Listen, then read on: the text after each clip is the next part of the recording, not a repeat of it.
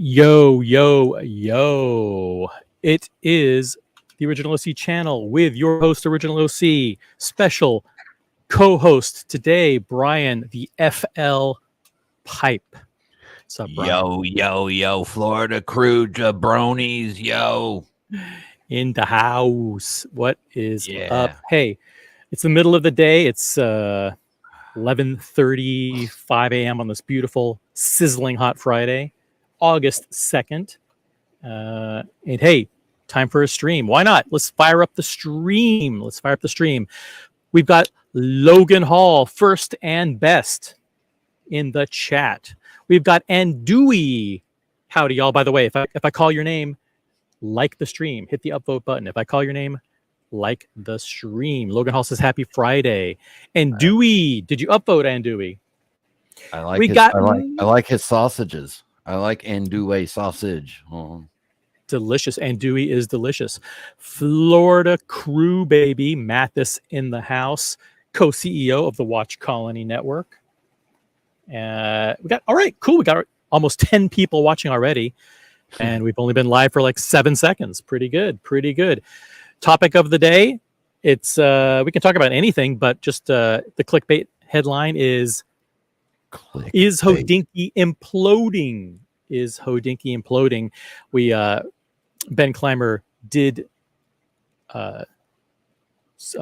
publish a post, kind of a quick editorial post, the state of Hodinkee, where they basically summarize that they're getting out of the retail business. They're no longer going to be purchasing second pre-owned watches for sale on the site. Sounds also like they're going to be paring back their new watch offerings as well, and mainly just sticking to kind of collabs and special editions and that kind of thing. So it looks like they're trying to get back to their roots as an editorial resource for the watch community. Should be interesting to see how it goes, because that means they have to rely almost overwhelmingly on sponsorships and advertising revenue. And did you see the new talking watches and the little tidbit that was dropped in it? I did not, but I am a fan of Daniel Boulud. He's a big celebrity chef, very famous guy. He has some restaurants here in New York, and that is on my list to check out. So I will, but I didn't see the tidbit. Do you want to share, or should we, or is it a secret? No, well, I don't give a shit. I'll drop it. Drop it. Hey, we don't care. Yeah. So I'm obviously I'm a fan of all the talking watches because I love the stories. Love the watch stories, and Chef Daniel is a wonderful subject because he's not really into all the knowledge of the watches, but it's more about the journey for him, and he's got some really cool watches that were gifted to him. Mm-hmm. But he asked Ben Clymer what watch he was wearing, and Ben said, "Oh, it's a AP Royal Oak Perpetual Calendar John Mayer edition." So the fucker got the Le Mans and he got the Jean Mayer from AP. What a fucking... And he's got a bankrupt company. I'm just saying. Bad, not exactly the best look going forward, No. Anyway, I just said I saw that and I thought, all right, you know what? That's cool. Yeah. Cool for him. And then I caught a rumor. But I think we'll wait a little bit. Let's let some people trickle into the chat. I want to say hello to Macallan Drinker. Good morning, OC and Brian. Liked and upvoted. Very, very cool. Good. Thank you very much. We have amazing air show videos in the chat. Hello. We got Ryan James. Good morning, fellas. Cool to have you with us this morning. We got over 10 people watching. We've got almost 10 upvotes. Do we have 10 upvotes? Come on, guys. Who's going to be the 10th? Who's going to be the lucky 10th upvote for the stream? By the way, this morning they Hodinkee published and went live with their Back to Basics sale. In other words, we are clearing house. We are liquidating.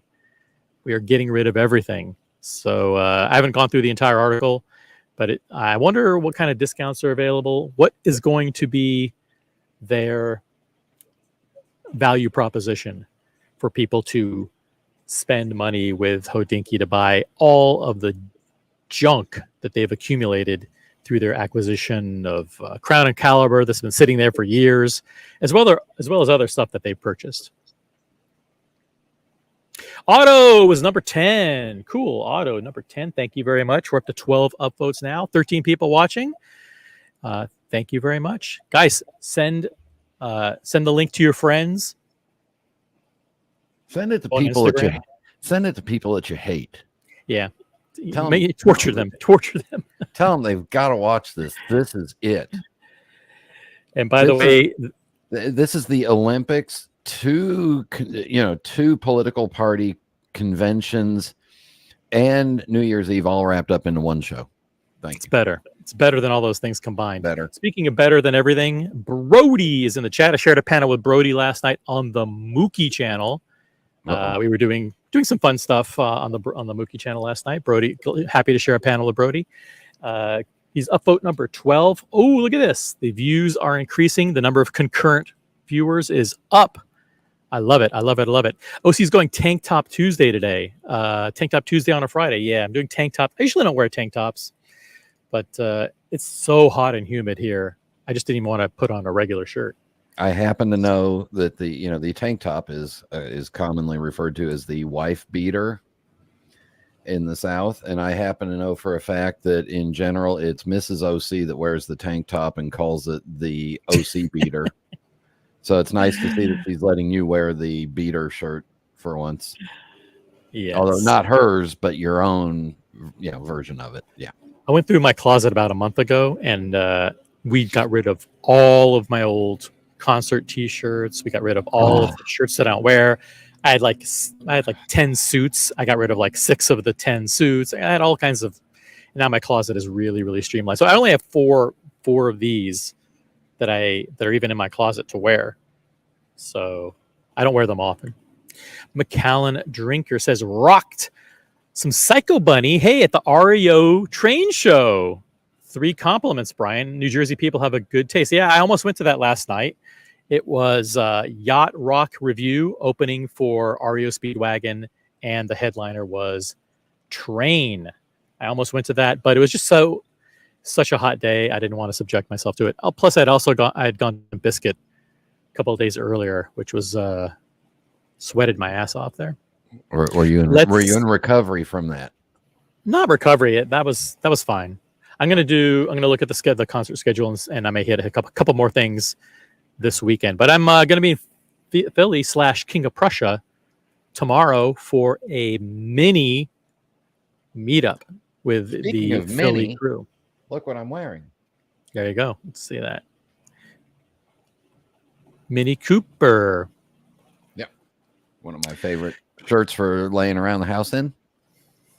Diego's in the chat. Diego M, what's up? Let's know we will not be no nudity on this channel. It's a family friendly show. Diego, we want people to come to the streams. We don't want people to go blind, vomit, and leave. Well said. Thank you. REO Champaign, Illinois band. That's right. They're from Chicago. Also, I saw Styx last week. And Styx is a Chicago band as well. Lots of college memories seeing those guys live and local. Cool. Every night I say a prayer in the hopes that there's a heaven. One of my favorites. Yep, that one. Show me the way. Yeah. And you wonder what happened to the money that I got for singing lessons. It went down. Well, the money you spent went down the drain, that's for sure. Diego M says, Brody, thanks again for the message earlier. I looked closer, not the one for me, but you guys are talking about private chats, DMs, and private messages. 20 people watching. What's up, guys? So yeah, Hodinkee Back to Basics sale. Let's review what's going on here and see if there's anything interesting. Ben Clymer says, is published this morning, Hodinkee Back to Basics sale, and I'm back. It was just a week ago that I shared with you that the future of Hodinkee will be one where we put great focus on things that no one else can do. Interesting. And since then, I feel we've really started to deliver. Really, in a whole week they've started to deliver. Huh? I'm looking at you, Mark Kozlarek, with that epic 2-part story on the Patek 2497. Oh, that is a nice watch. Now I'm here to tell you about the next phase of things following our recent announcement that we will be shifting our focus away from making money via commerce. because as it turns out, the more we share with you, the more you support us. Oh, isn't that a heartwarming sentiment? The 450 plus comments on last week's letter and the dozens of notes I received personally about how much Hodinkee has meant to so many of you made that clear. So what's today's note about? Well, a lot of you asked how you can support us as we make this transition. And the answer is buy all of our remaining inventory. Buy our leftover shit. Oh, my God. How can you support us? We've got ashtrays. We've got watches. We've got merchandise. Anything with the Hodinkee brand on it, and any garbage stock that we have still available, please show your support by buying it.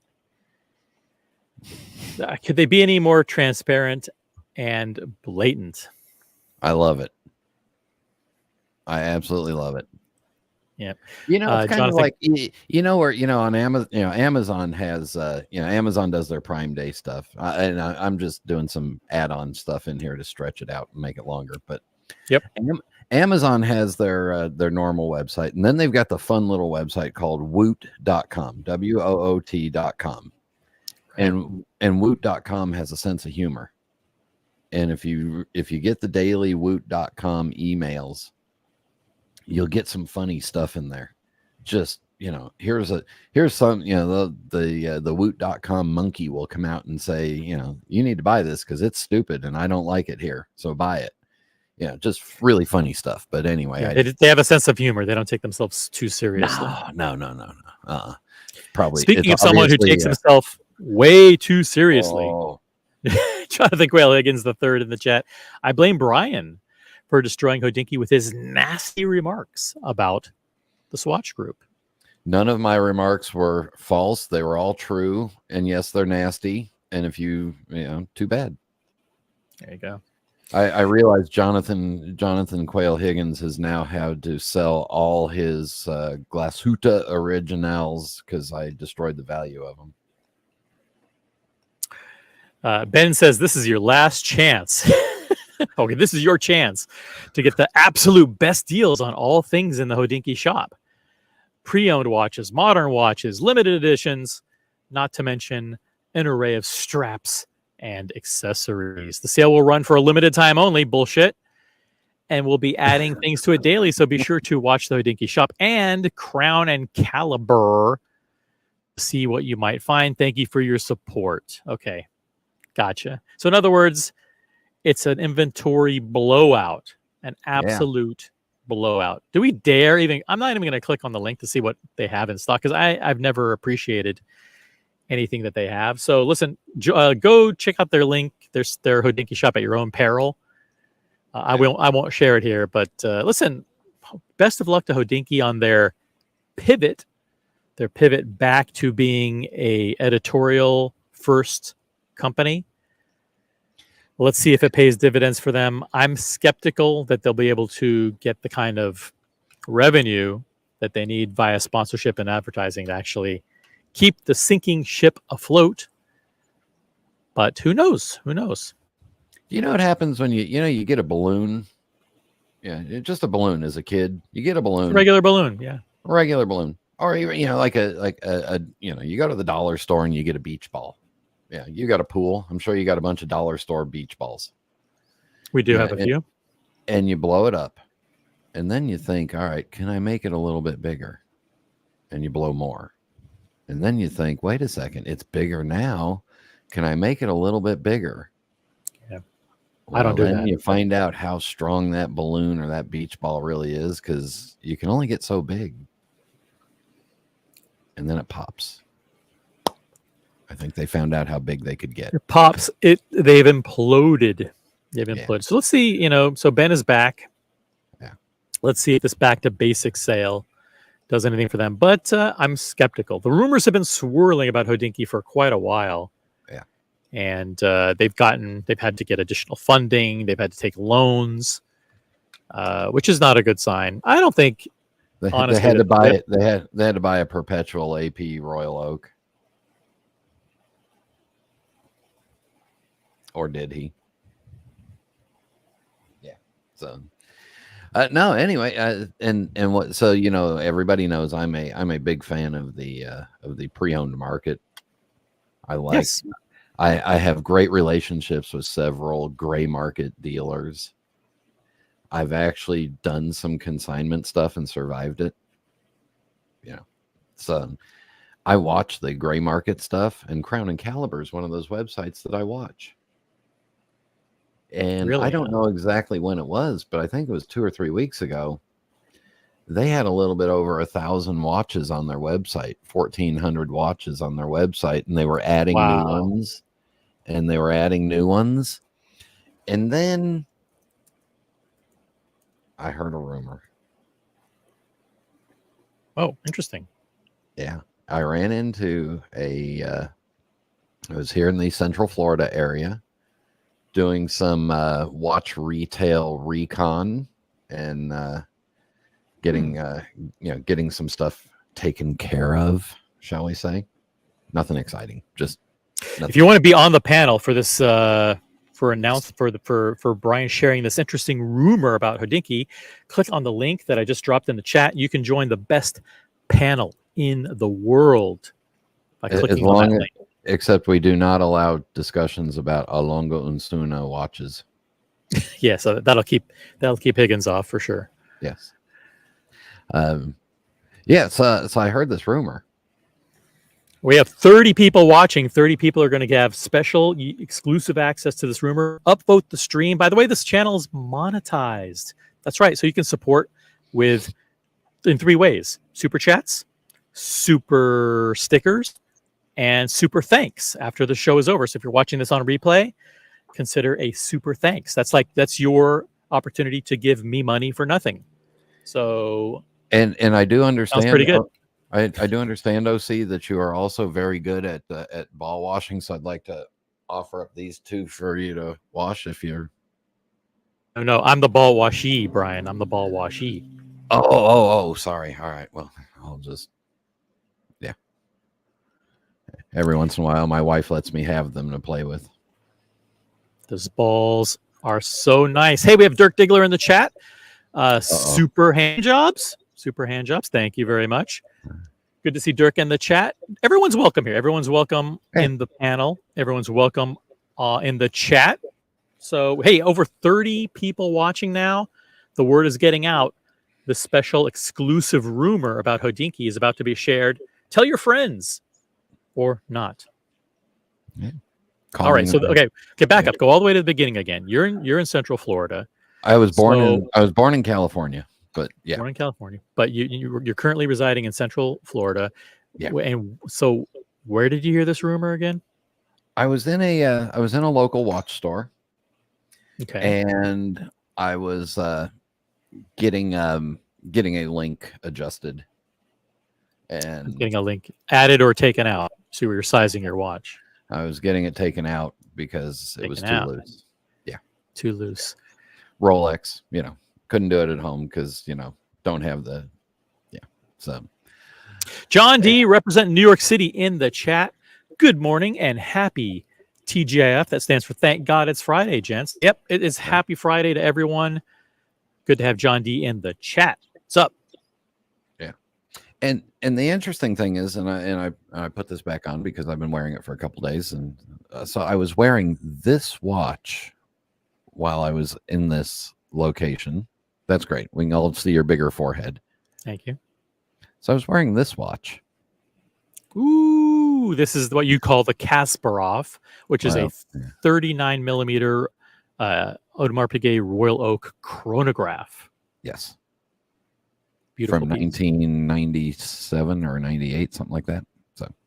So I was wearing this watch, and this is important because the lady that approached me said that she used to work with Audemars Piguet, and she wanted to ask me about where I got my watch and how long I've had it, blah blah blah blah. So we're talking. She worked with a couple other brands too. She's from Clearwater, Florida. Home of the AP Service Center. And I think there might be a Swatch Group Service Center. There might be other stuff around that area, right? I know for sure AP's there. Yeah, AP's there for sure. Her husband was a AP watch repairer service person in there. Before you go any further, John D says, looks perfectly sized for you, Brian. Let's see it again. Yeah, it does look perfect. Yeah. Really, really nice. Thank you, John D. Yeah, and really comfortable. So anyway, so she was telling me, she liked the fact that I was wearing an older AP, and apparently AP is moving their North American service offices up to North Carolina to the Raleigh area, and it's anyway, yeah. Anyway, so there's not a lot of she's got. Let's just say there's not a lot of happiness involved with the AP stuff. But then we started talking about the business. Real quick, Jonathan Manx Rusby is in the chat. Brian, always a very welcome guest. Thanks. And upvoted. Guys, we've got over 30 people watching. We've got 20 upvotes. I think we could do better than that. Come on, guys. Hit the upvote button. If you're on mobile, tap on that thumbs up. If you're on the desktop, that's a click of the mouse on the thumbs up. Thank you very much. Continue. So without telling too much information, we were having a discussion about how the market expanded and is contracting and readjusting to the new normal and stuff like that. Mm-hmm. And I talked about how I always enjoyed pre-owned watches, and that's kind of how I got into it was from the pre-owned side. And I'm enjoying the fact that there's, the prices are coming down to reality again. And we were talking about how there's some really great watches that are now, available on the pre-owned market and so on and so on. And then she looked at me and she said, we talked about the adjustment that Hodinkee is going through. And yes. She said something to me that said, and we talked back and forth, and it was a nice I was talking to her for a half hour, 45 minutes. I said that that the Cronic Calibur acquisition did not work out well for Hodinkee, and in my opinion, Hodinkee should have elevated the Cronic Calibur experience, where Cronic Calibur brought the Hodinkee experience down to Cronic Calibur level. And I use the example of no photographs of the back of the watches, no photographs, simple 4 shots, and oftentimes you didn't know what kind of buckle it had. It was sometimes hard to see if it had the box and the papers. There was no real description of the watch except for the standard, specs. Great. So they used the Cronic Calibur website basically as their e-commerce operation. So they took all the standard operating procedures and processes from Cronic Calibur and made that their commerce operation. Yeah.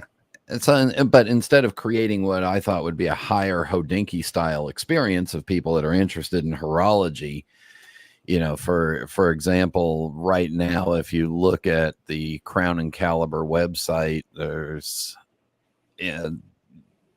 just no. Well, let me see if the highest price watch on their website right now is a Gronenfeld limited edition for Hodinkee, and there's 4 pictures.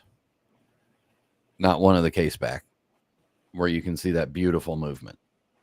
So it's ridiculous. So what ended up happening for most of the Hodinkee Cronic Calibur clients, is they would Google search the thing, and then a Tim Masso review of the watch would come up, and you'd be on the Watchbox's website or the 1916 company. Yeah. First of all, how bad is it that they bought Cronic Calibur at the peak of the market, which was, I think, February of 2022, they acquired Cronic Calibur. And here we are well over 2.5 years later, and they still operate the website as a completely separate operation. They never integrated it. They never changed the branding, like, Hodinkee. Or they did nothing. I mean, they did, what a piss poor integration. Yeah. And speaking of piss poor integrations, Mathis, what's up? Yo, I just want to say Hodinkee is lame. I want to show this to Buckley and just give him a shout out because he's sweating so much in the city that his date just doesn't even fit. And to Diego, who works out and doesn't even sweat. And to Higgy, baby. Have a good show. Oh, we missed it. Riding bikes. We're riding bikes here. Thank you, Mathis. By the way, Jonathan Quail Higgins says, Brian is such a long talker. Yeah, we're dragging it out. We're on YouTube. So you do this motion When you're, Yeah. the producer goes like this, that means stretch it out, stretch it out. That means wrap it up. That means cut. Cut, stretch. Yeah. This is behind the scenes in the world of broadcasting. Diego M says, Crown and Caliber never had events either. What a bunch of fucking idiots. Johnny O in the chat. Chicagoland in the house. Yeah. They wouldn't let you come see a watch before buying. Again, what a bunch of fucking idiots. They didn't show photos of the box, papers, or casebacks. What a bunch of fucking idiots. Yeah. Brody Mathis with the Miami Beach drive-by. Yeah, very cool. I love Mathis is famous for his drive-bys. Yeah, and it was dumb. You couldn't go inside Crown and Cup. Yeah, what's the point? What's the point of having a physical location if you can't even go see the watches? Dumb. Yeah. Stupid. Dumb. And then they also, so Hodinkee itself has this Crown and Caliber facility, but then there was a price point of certain watches that were farmed out to a third-party fulfillment center. And that third-party fulfillment center was not up to the standards of what I would say a Hodinkee experience should have been. Right. You know, even when if you go into Tiffany and Company with Buckley, let's say you go into Tiffany with Buckley. I would, with Buckley as my bodyguard. Yes. Yeah.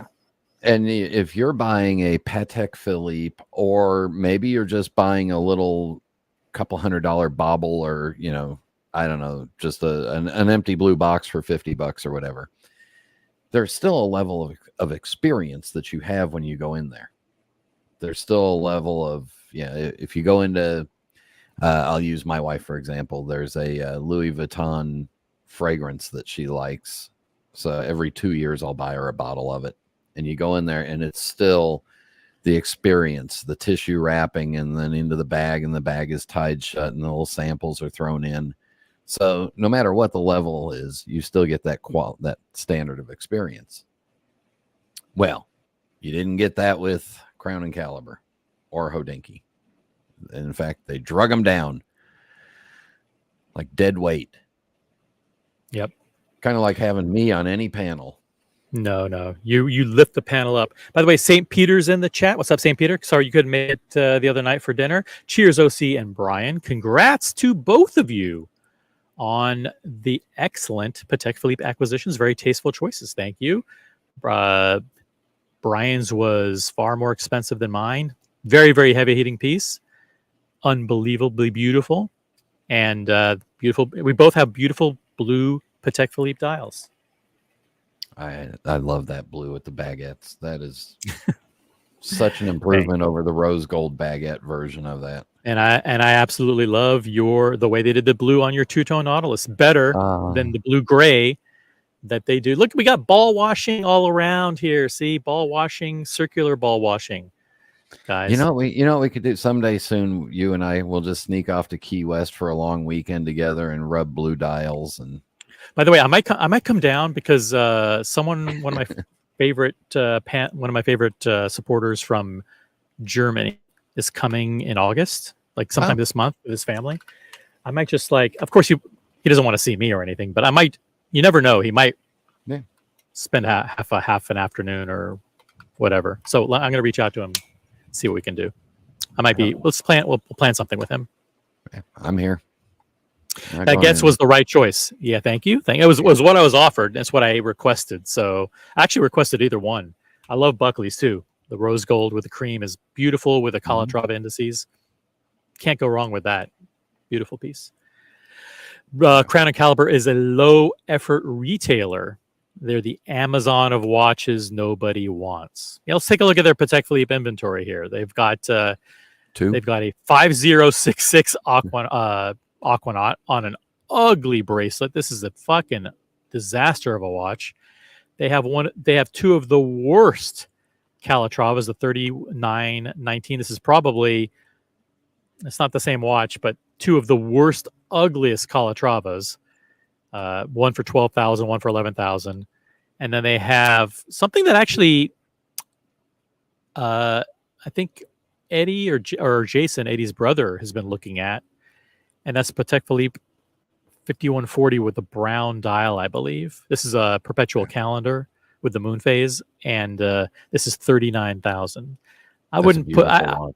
It is beautiful. I would say that 3/4 of their inventory is absolute garbage, but they're not known for Patek Philippe. Maybe this is an unfair characterization. Well, here's what I want you to do, because after I heard that there were some changes coming down the road for Hodinkee and Cronic Calibur from this person that I was talking to on Wednesday. And I went back, I didn't think anything about it. Wednesday was busy. And then I got an email saying last and final sale from Cronic Calibur.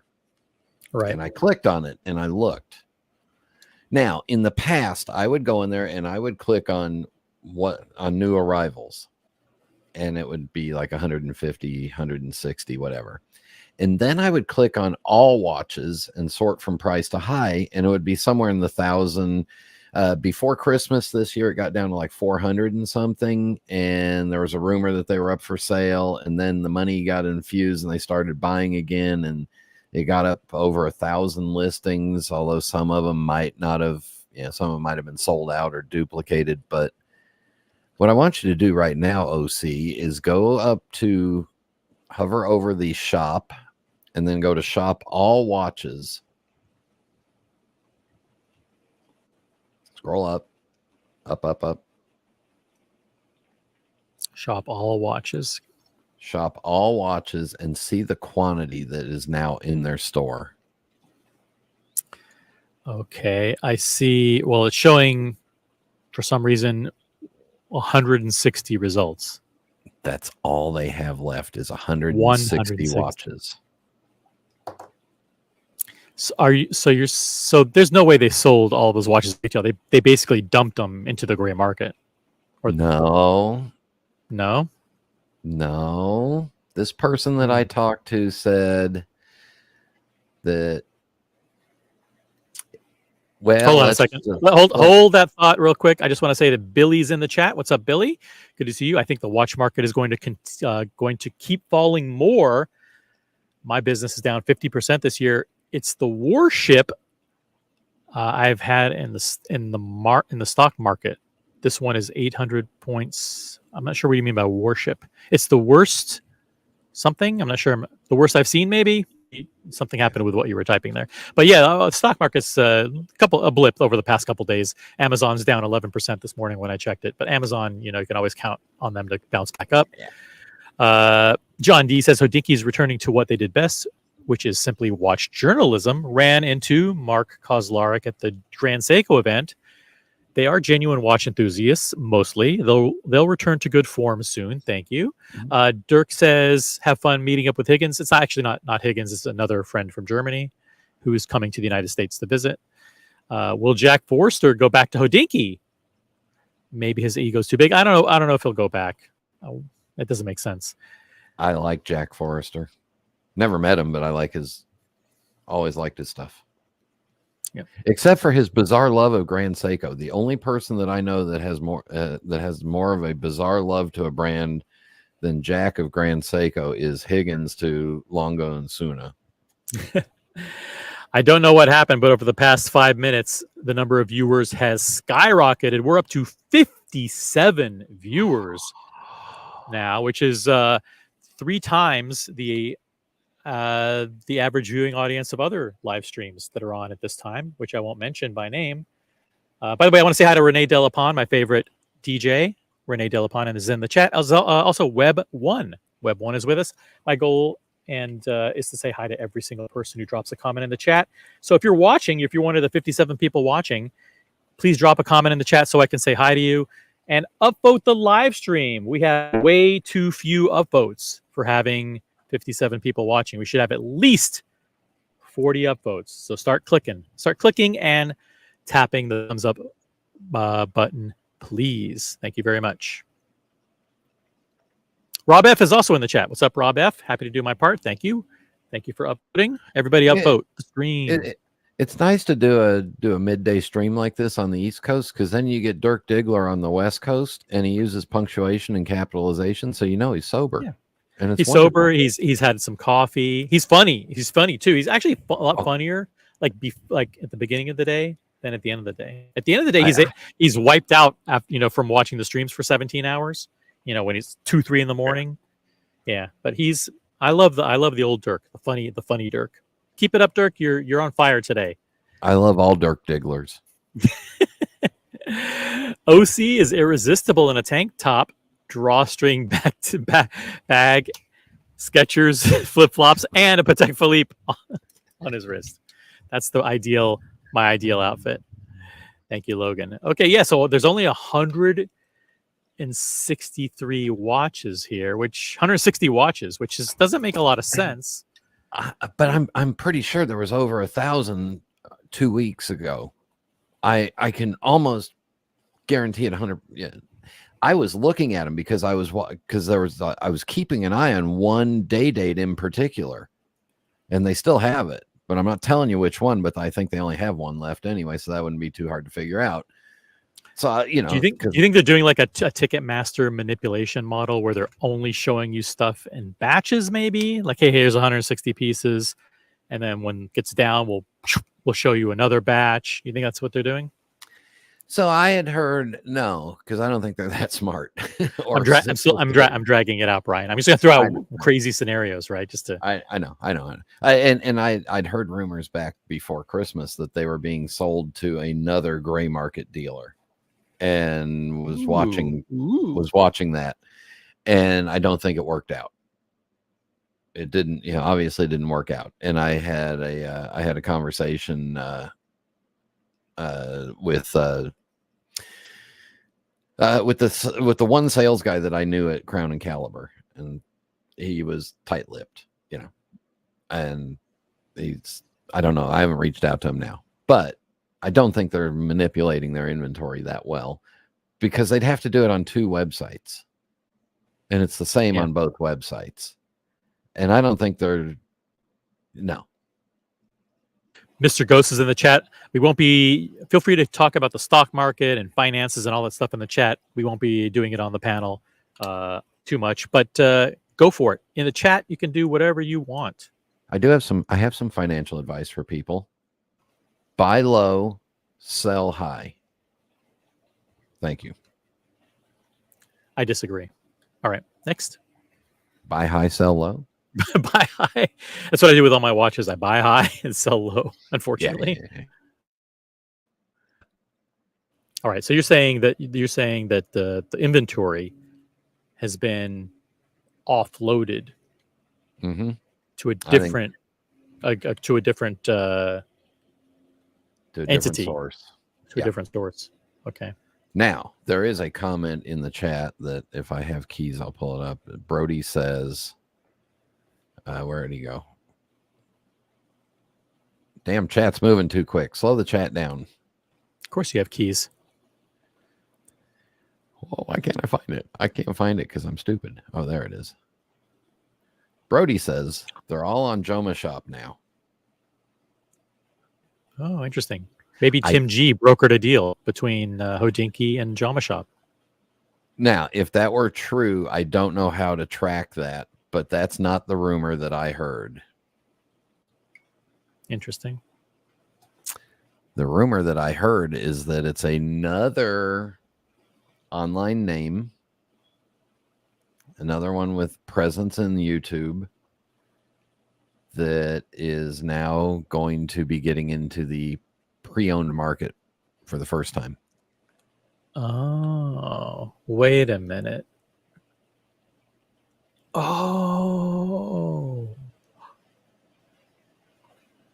I know. I have a good guess. I'm not going to say it because it's a really, really good guess. Okay, I figured it out. But let's let the audience win. I think I think I nailed it. Yeah, guys, type in your guesses in the chat. It is another. I mean, Brian pretty much gave it away. They're online. Mm-hmm. They do editorial content already, so they do YouTube videos. They're an AD already, so they just sell new watches from a bunch of brands, and now they want to get into pre-owned. Think about it. Now, my only question is, did this deal also include the ability to use the name Hodinkee or Cronic Calibur in their new web store, or is there any value in the name Hodinkee as a or Cronic Calibur, or do It'd be you just interesting. buy the Did they inventory? did they just sell the inventory, or is it some kind of partnership where we're going to Yeah. cross post the inventory?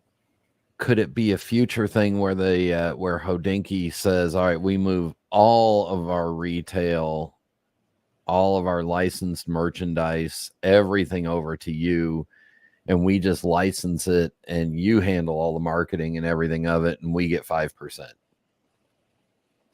Now, I've seen very large companies do this before. And there's a certain mouse company that I'm very familiar with that has got in and out of the video game market 3 times now. They would go out, license their stuff to some company. The company would do well with it, and then they'd buy that company and do it, and then bring it all in house, and then realize that it's a lot of work, and then they'd sell it, and then they go back to licensing their name only. They've done it 3 times. So it's not out of the realm of thought that, maybe all Hodinkee branded items could be available on this other place, this other online resource. By the way, I want to say hi to Big George, New York, in the chat.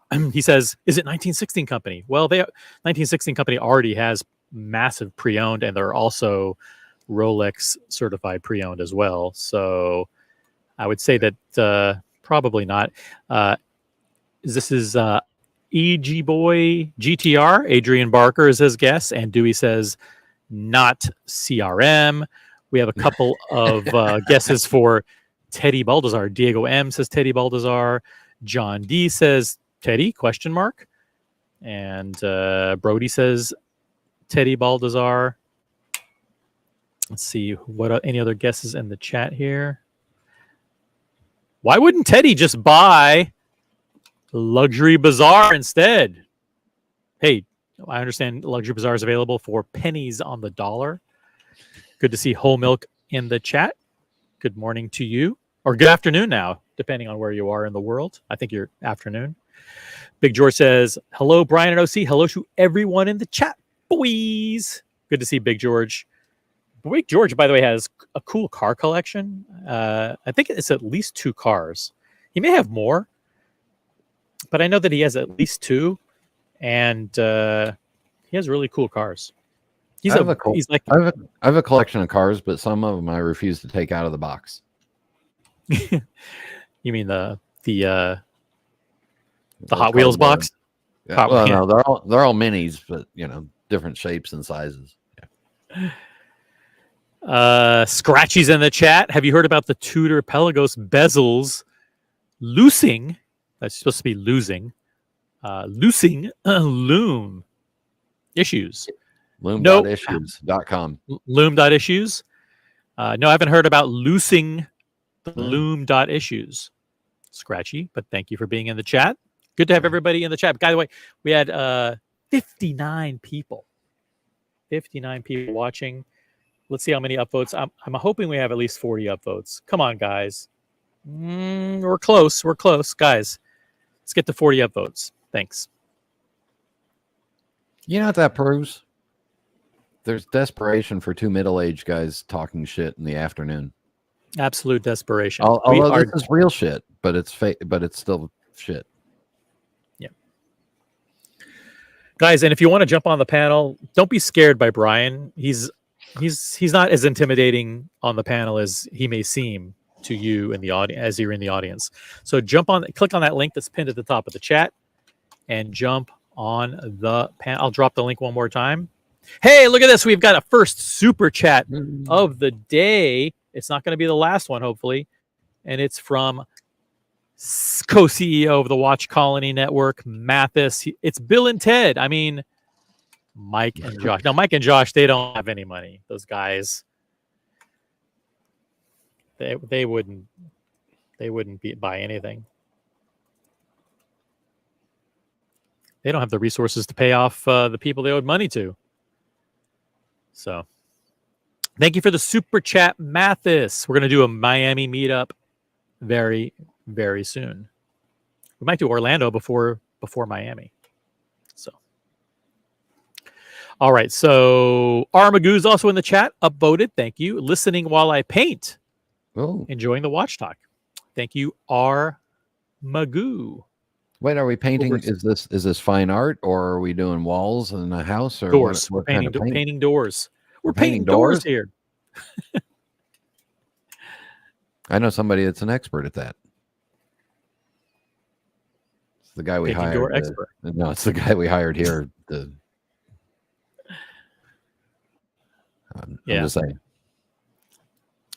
By the way, 62 people watching.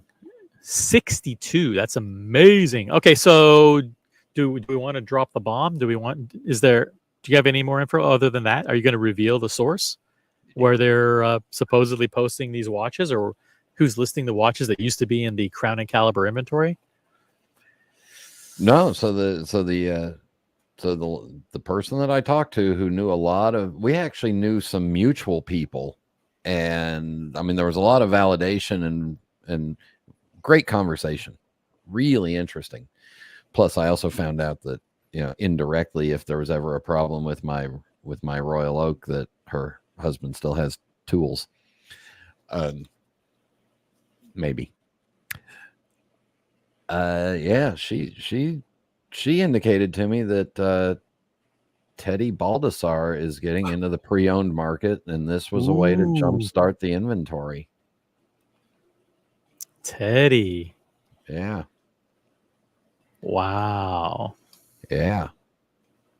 And so it's kind of interesting because if you look at some of the watches that are still in the Hodinkee shop that weren't taken out of it, a lot of the stuff that's left over is Blancpain Swatch stuff.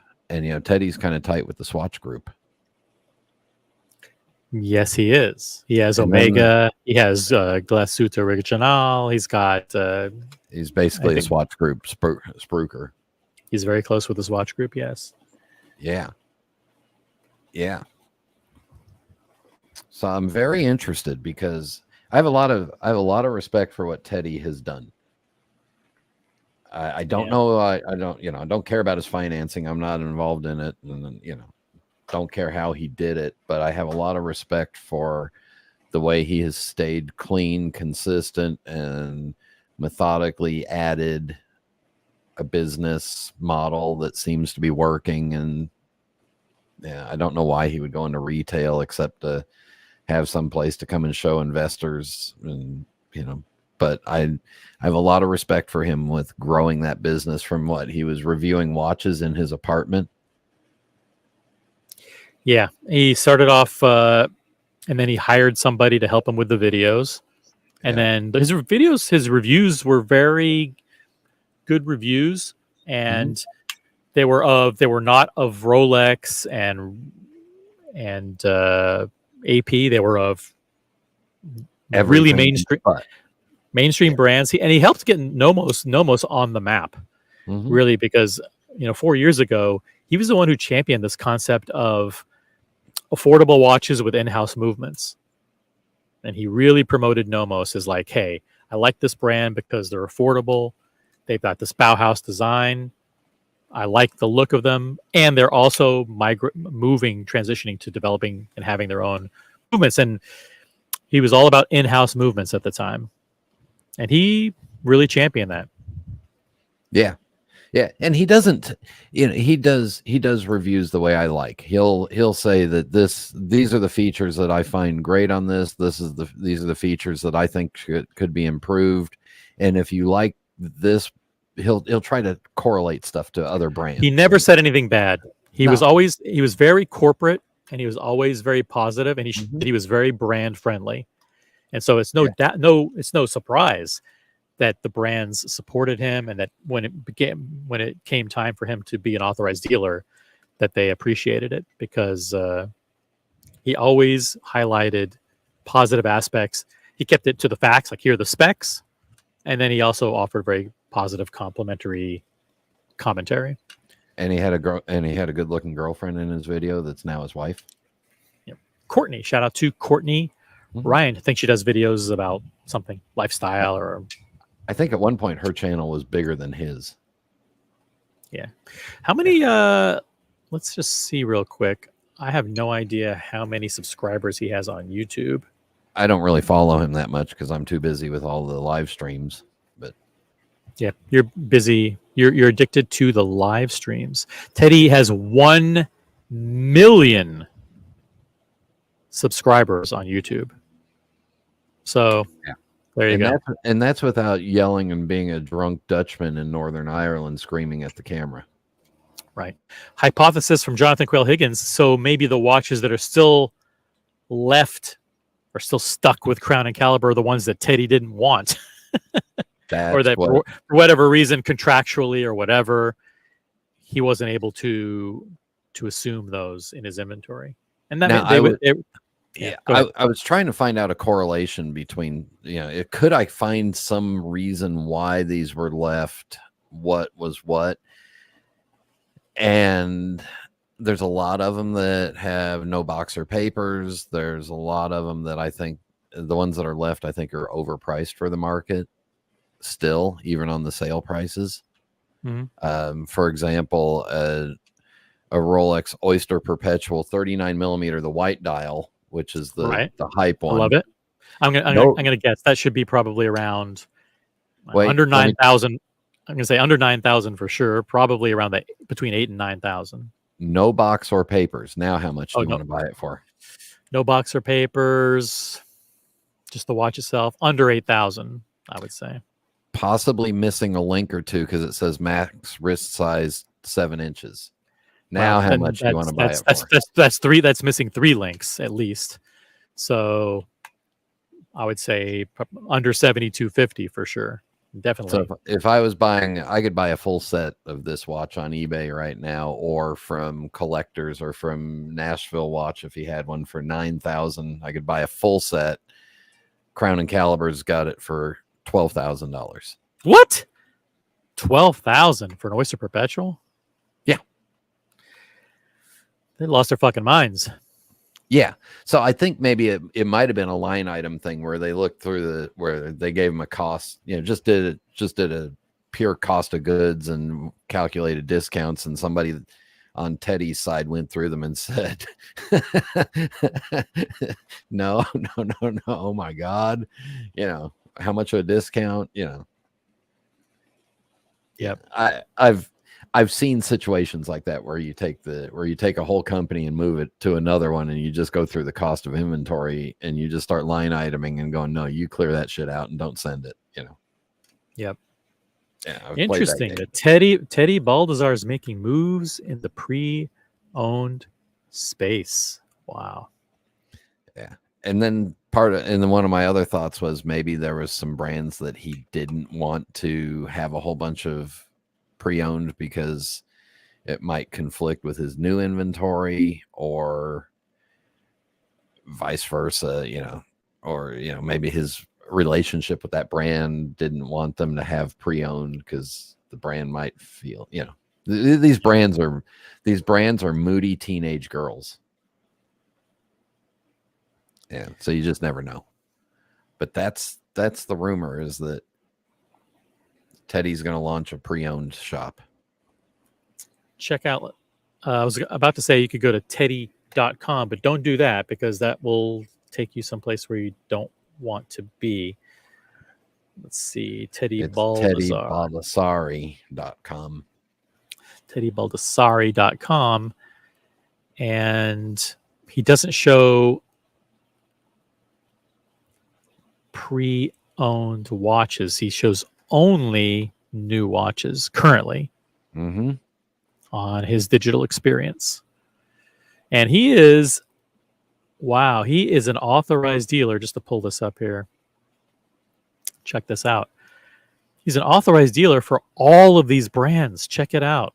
I mean, Accutron, Alpina, Breitling, Bulova, Ball, Baume & Mercier, Bell & Ross, Citizen, Certina, Doxa, Formex, Frederic Constant, Glasuit Original, Grand Seiko, G-Shock, Hamilton, Young Hans, Longines, Laco, Louis Erard, Mido, Marathon, Maurice Lacroix, Meistersinger, Mule Glasuta, Nevada Grenchen, Nomos, Omega, Oris, Orient, Rado, Rapport, Raymond Weil, Seiko, Sterngloss, Tissot, Timex, Victorinox, and Wolf. And Don't forget the Zeds. And Zenith, Zelos, and Zodiac. How many brands is this? Is amazing. I'm going to count the brands 1, 2, 3, 4, 5, 6, 7, 8, 9, 10, 11, 12, 13, 14, 15, 16, 17, 18, 19, 20, 21, 22, 23, 24, 25, 26, 27, 28, 29, 30, 31, 32, 33, 34, 35, 36, 37, 38, 39. Holy shit. Over 40 brands. He's an authorized dealer for over 40 brands. It's incredible. Yep. Wow. He's So got that's quite the rumor. the operation. That's a good rumor. So Teddy may be getting into the pre-owned business, and he will do it by some kind of acquisition or inventory purchase from Hodinkee / Crown and Caliber. Now, what I think would be really smart, because I do think there is some value left in the Hodinkee brand name and in the Hodinkee market. Yeah, I think Hodinkee still has a good following. I still check in there once or twice a week to see what articles have come up. I think it would be brilliant if he became the official retailer for all the Hodinkee branded product, including the straps and the accessories. And if Hodinkee, why is it? The only reason you would do that is if from a logistics operation, his website just is better he has a better commerce operation. I think it allows Hodinkee to still do the limited edition stuff and have a commerce platform without having to handle the commerce side of it. And I think it's a mutually beneficial relationship where the brand is still being used in accessories and stuff. By the way, I want to say hi to, sorry to interrupt, but I do want to say hi to Chris F in the chat. I want to say hello to Jen G. It's good to have Jen G, one of great female watch enthusiast in the chat, and she's always Yay, Jen G. Yay, Jen G. She always has insightful comments too. Like, for example, Teddy has made the watch world available here in Ohio. So she just doxed herself. Shout out to Jen G in Ohio. So if I Google search Gen G Ohio. Gen G Ohio. Boom, 64 hits. Yeah. Let's get to work. Yeah. Buckley's in the chat too. And Buckley says, I'm on the train back from the hottest place on earth. Yeah, Manhattan is scorching today. It's going to be over in the high 90s heat index today. Can I tell you, I was going to go over to park attendance is kind of low right now. Yeah. So I was going to go over to Epcot and try to get a virtual queue for Guardians of the Galaxy. And then I looked at the heat index with cloud cover. The heat index was going to be 105. And I was like, there's no way I'm driving over there, get there at 155, log in, hope to get a thing, then maybe have to wait around somewhere for 3-4 hours. And then I was like, screw it. I'll stay here and schmooze with OC and the gang. And then I'll go in the pool.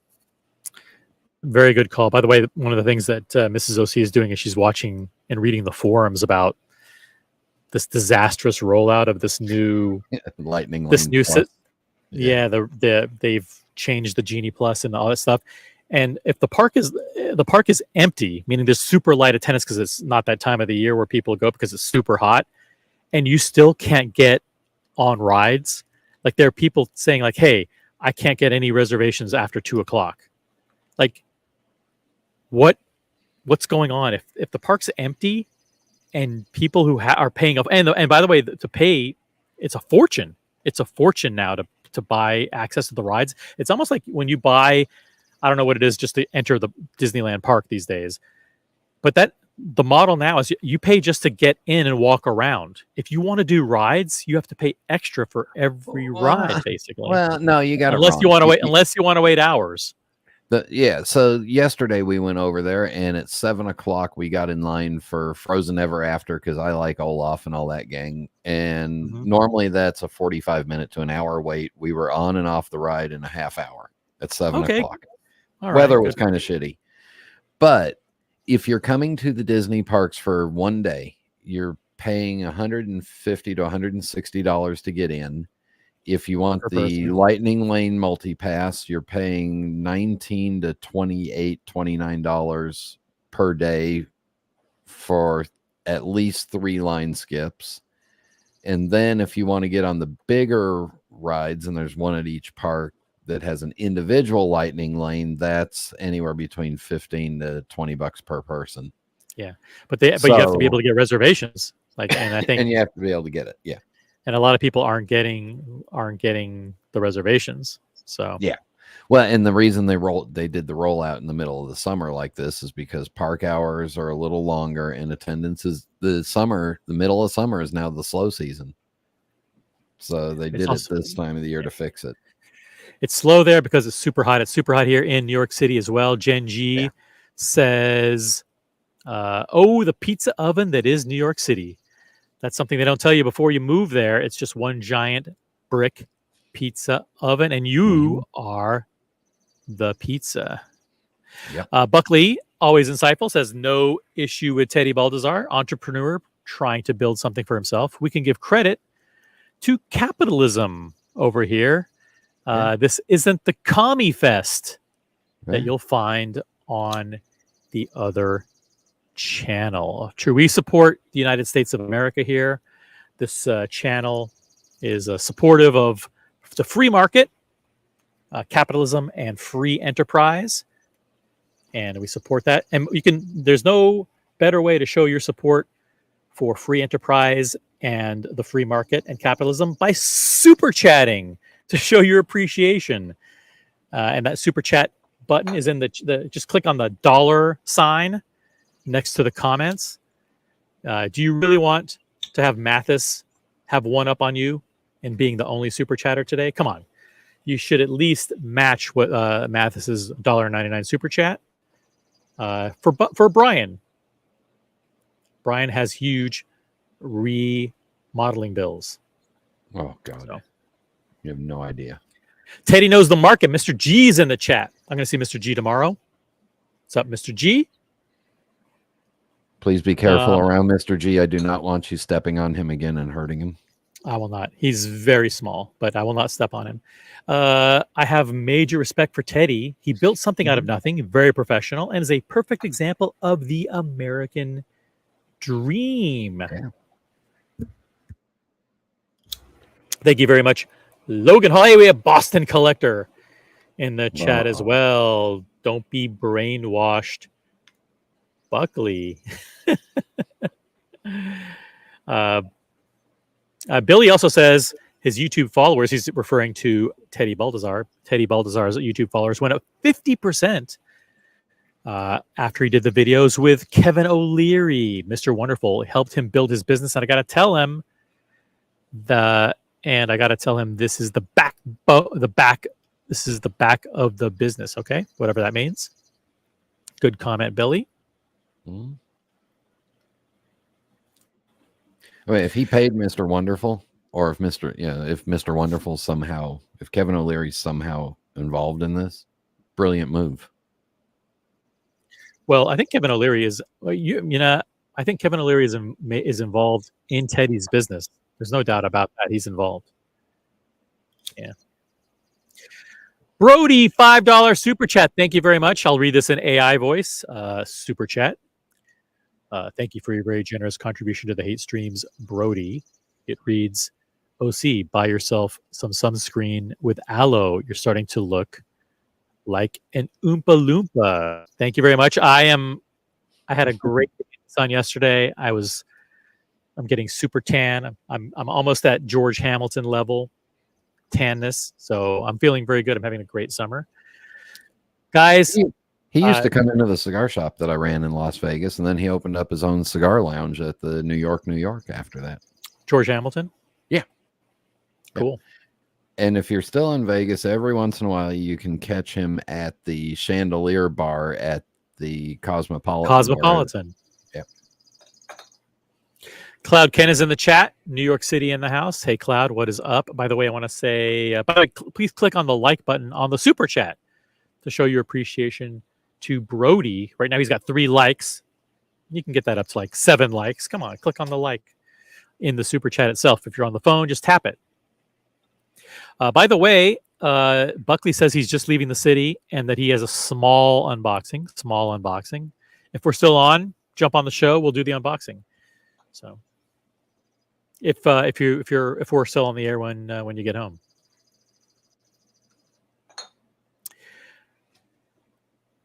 Anyway, I thought that was kind of interesting. Yeah, this very good information. Very interesting information. Thank you for sharing. We have over 60 people watching, which proves that good content is appreciated. And it was interesting that, I heard this on Wednesday, then on Thursday, I get the email from Cronic Calibur saying the final sale, blah, blah, blah, blah, blah. And I look at their inventory and they're down to 144 pieces. And I know they were over 1,000 for a while. Now, fake listings, I don't know. Yeah. Could they have an imaginary, we have collectors on the streams that have imaginary collections. Could they have had imaginary retail inventory? I doubt it. Yeah, I doubt it. Well, if I say anything that's wrong, you can go ahead and read the disclaimer that the OC channel doesn't believe in anything that I say or stand behind. That's right. Well, we might have read that anyway. The opinions expressed by Brian, the Florida Pipe, do not represent the views of any other panelists or original OC channel. Thank you. Or the views of Mrs. Pipe. Well, we know that Mrs. Pipe has completely different views. Billy, $5 super chat. The super chat works. The super chat works. That's right. It works. The super chats should be enabled wherever you are in the world. And also the like button on the super chats also works. And the like button for the show also works. We just hit 70 concurrent viewers on the original OC channel. 70 in the middle of the day on a Friday for no reason whatsoever. We're approaching 50 likes. Approaching 50 likes, which is a really, really good ratio. Thank you guys for all your support. Jump on the panel. Don't be shy. Come on. We have over 70 people watching. Someone who's out there in the audience can jump on the panel and join us. I got to take a quick break. So I want to have at least another person on the panel to not leave Brian here all by himself. I need to grab the charger for this laptop. I need to do some stuff so it doesn't fail on me. So guys, someone jump on if you're not doing something right now and join this illustrious panel. Sam F. Oh, nice vest. It's a crappy tank top, but I usually don't wear tank tops, but there you go. Thank you, Sam F. You know what, OC, you go get your battery. I'll try to get some more super chats for you so you can buy a t-shirt with sleeves. Right. Maybe I'll change into a sleeper. I'm not going to change into a t-shirt with sleeves. We can't leave Brian unattended. That's true. Gen G is correct. We can't do that. So I'll stay on for a couple more minutes till somebody joins, and then I'll go get the charger. So, but come on. Yeah. Someone jump on. Seriously. Yeah. And I'll answer this. And Dewey says, Brian, do we know if their inventory was imaginary to begin with? No, we don't. No.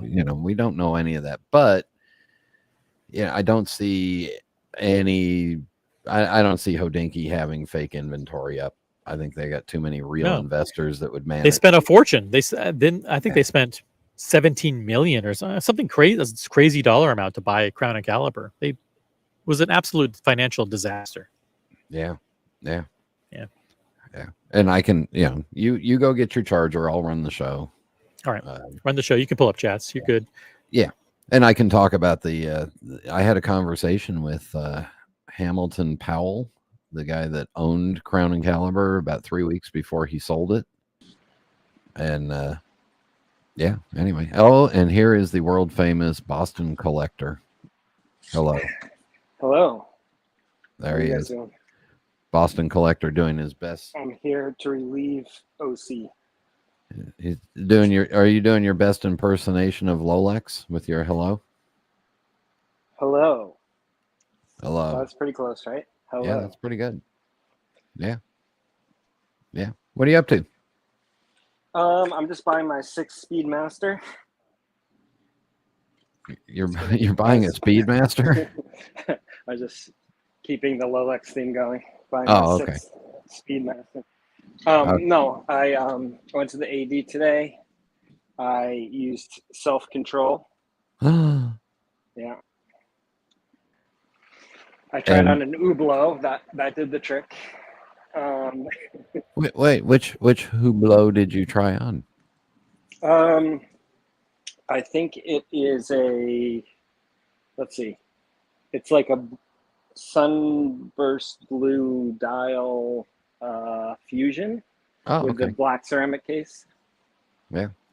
Black and blue. It's nice. It's nice. Yeah. Nice looking watch. You know, I still have a big fascination with that Big Bang Unico sort of titanium sapphire rainbow one. Yeah. $70 something $1,000. It's a steal. It's practically a steal at that price. Well, that's retail. Yeah.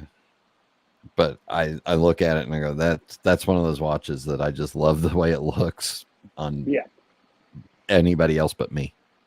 Absolutely. Yeah. But sexy. Oh. Yeah. Yeah. Yeah. I mean, they make good looking watches. That's you know, there's not much great under the hood, but the watches themselves are nice looking. So also the Unico is based off of the El Primero. Okay, so it's terrible, right? That's a horrible movement. Oh, it's freaking great. I'm joking. Yeah. But yeah. So are you here to tell us that you've invested in Teddy's business and Teddy and I are business partners. Yes. Okay. I plan on buying multiple watches from Teddy in the future once he becomes an AD. Yeah. So you gotta get in there now while you can. Yeah. Are you forcing him to relocate his business to someplace else besides Cleveland? Not yet. Okay. No, I think next is Miami. Why not? Everybody else. Guess. Yeah. Everybody else is there. Go ahead. Yep. Avi and Co. Did Luxury Bazaar never actually set up shop in Miami, right? I don't think they did. Just proxy. Still. Yeah. David SW did. He moved down there, yeah. Yeah. You know, there's rumors that Luxury Bazaar has a boat that goes offshore and sells stuff, but yeah. Oh, really? Yeah. I heard that rumor once. It's a good rumor. I like it. I'm just saying. If you're into that sort of thing. Yeah. Yeah. If you're into rumors. Yeah. How's European Watch doing? Have you been in there lately? Great. Not lately. I've been busy. Actually doing work, which is horrible. Yeah. No, yeah, I need to get in there sometime. It's tricky because there's so many ADs in Boston, and then I feel like that's another trip to European, and they're not open on the weekends, so it just makes it tough to get in there. But yeah, and they really kind of close early too, so you can't even get your day done in the city, right, and then go. Yeah. They definitely have some watches though that I'd be interested in at least trying on. That are on my list of potential future purchases, like the Rainbow Aquanaut. They have that right now. Yeah. I think they have. What's the other one they have? How much of a premium is on that Rainbow Aquanine? It's tough. Like double. Oh, okay. It's like 400. Yeah. So that would be a try on only situation for that. Yeah. They have. What did they have? They had a chronometer blue at like 76 or something, which I thought was a pretty reasonable price. It was up over 80 for most of the ones I've seen lately.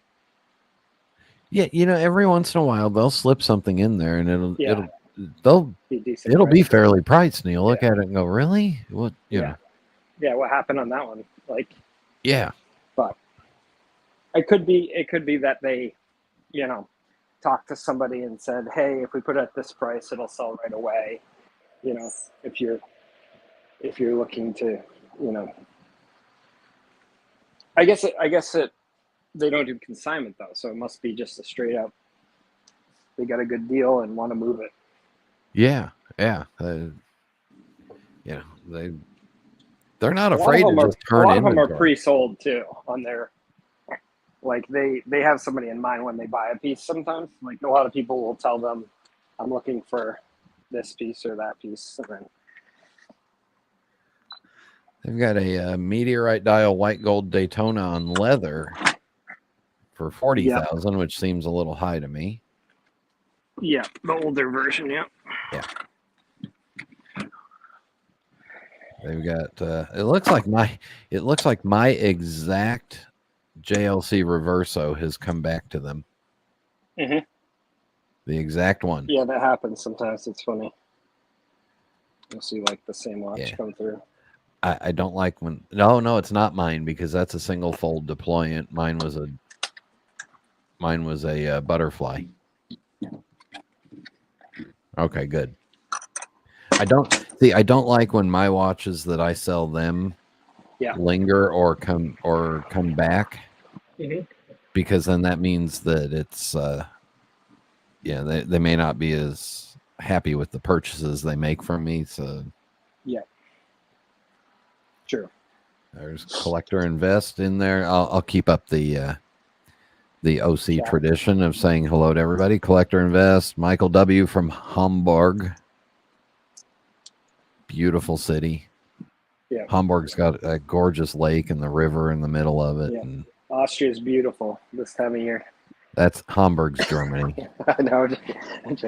Hamburg is so far north in Germany that may as well be Scandinavia. Yeah. Right next to Cheeseburg. Hamburg, Cheeseburg. Yep. Must be in the area of Pittsburgh too. Yeah. Figured I'd throw in a dad joke in there somewhere. Mm-hmm. Yeah. I have some family members that we believe the last time when they left Europe, they left from Hamburg. Uh-huh. Is there any vegetarians in the chat? Not anymore. I heard a funny vegetarian joke. Uh-oh. There it goes.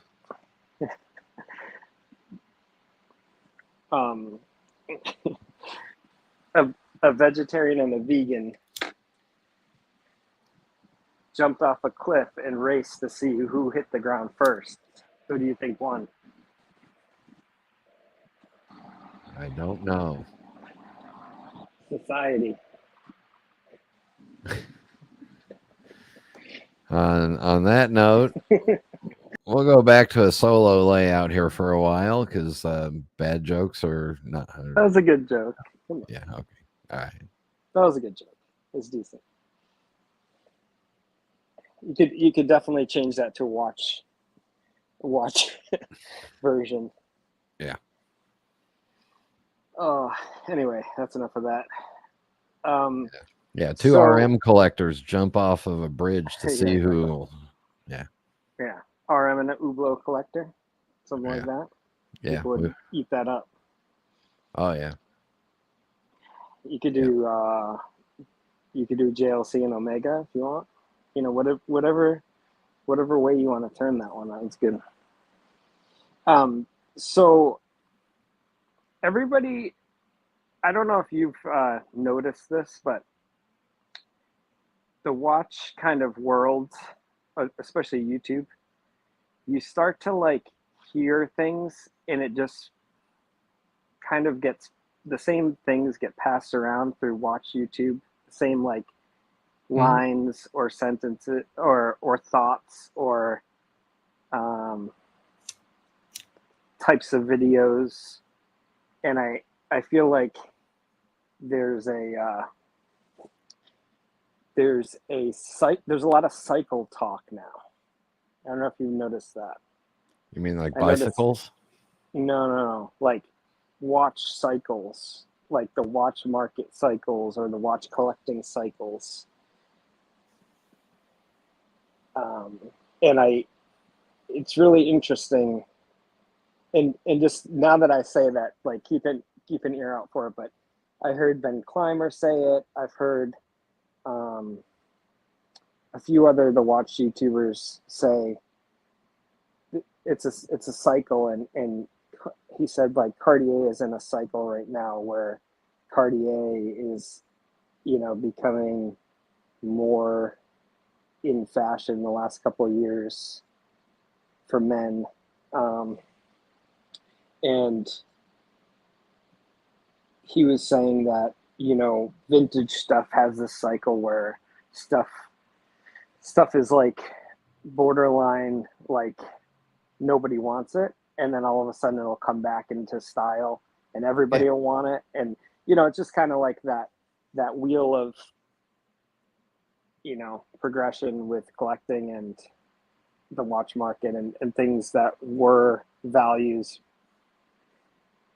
when everybody buys them up become like terrible values and nobody wants them anymore. And then it kind of moves on to something else. But I think it's interesting right now where everything is settling, that retail is really tough, especially higher end retail is still really tough to get anything because there's such demand there. People are looking at the secondary prices, they've fallen, but they haven't fallen that far on the top pieces. Like nothing is like, oh, I have to buy this. It's not at that level yet. It's at like, okay, that's more reasonable in the secondary market, but still a lot of stuff is double retail or at least 20% or so above retail. And then it feels like the vintage and neo vintage have fallen to a place that it's like this stuff is really becoming a value. And we went through this cycle of like retail is where it's at, right? Because everything was above retail. You can get it at retail. It's a brand new watch. Like there's no headaches. You go in and you get a watch and try it out. And if you don't like it, you can switch it for something else and just keep that going. It'll be interesting to see what happens next. Like, will people start to actually migrate towards the people that have had all modern watches? Will they actually start going towards vintage and trying out things? And will vintage become the way to kind of differentiate yourself as a collector or evolve as a collector past the modern stuff? I'm trying to say, like, what do you think is the next kind of thing in the cycle? So there's always cycles, and I've seen this in the pipe and cigar world, where some brands, especially in the vintage stuff, some brands get hot.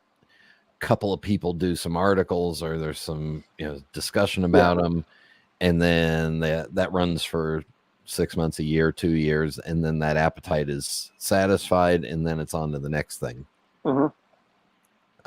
For me personally, I went through my request list with the 3 Rolex ADs that I have a serious chance of getting another watch from. And I had to do some homework and make sure that, I'm not afraid to buy pre-owned. So I took off all the Sky Dwellers that I'd asked for except for the mint dial, because every other one I felt like I either didn't want it, or I could get it for under retail. So you got to keep an eye on what you're asking for. I took the I had 2 retailers where I'd asked for the original, the two-tone root beer again. I took it off the list because it's at virtually retail on the pre-owned market. Right. So why use an allocation for something? Right. Yeah. So yeah, it's just modifying it. And then I think also collectors will navigate towards stuff that they can collect and get a little collection of. Before I did my last big moves, I was thinking, it'd be fun is to have a collection of green GMT handed Rolex GMTs.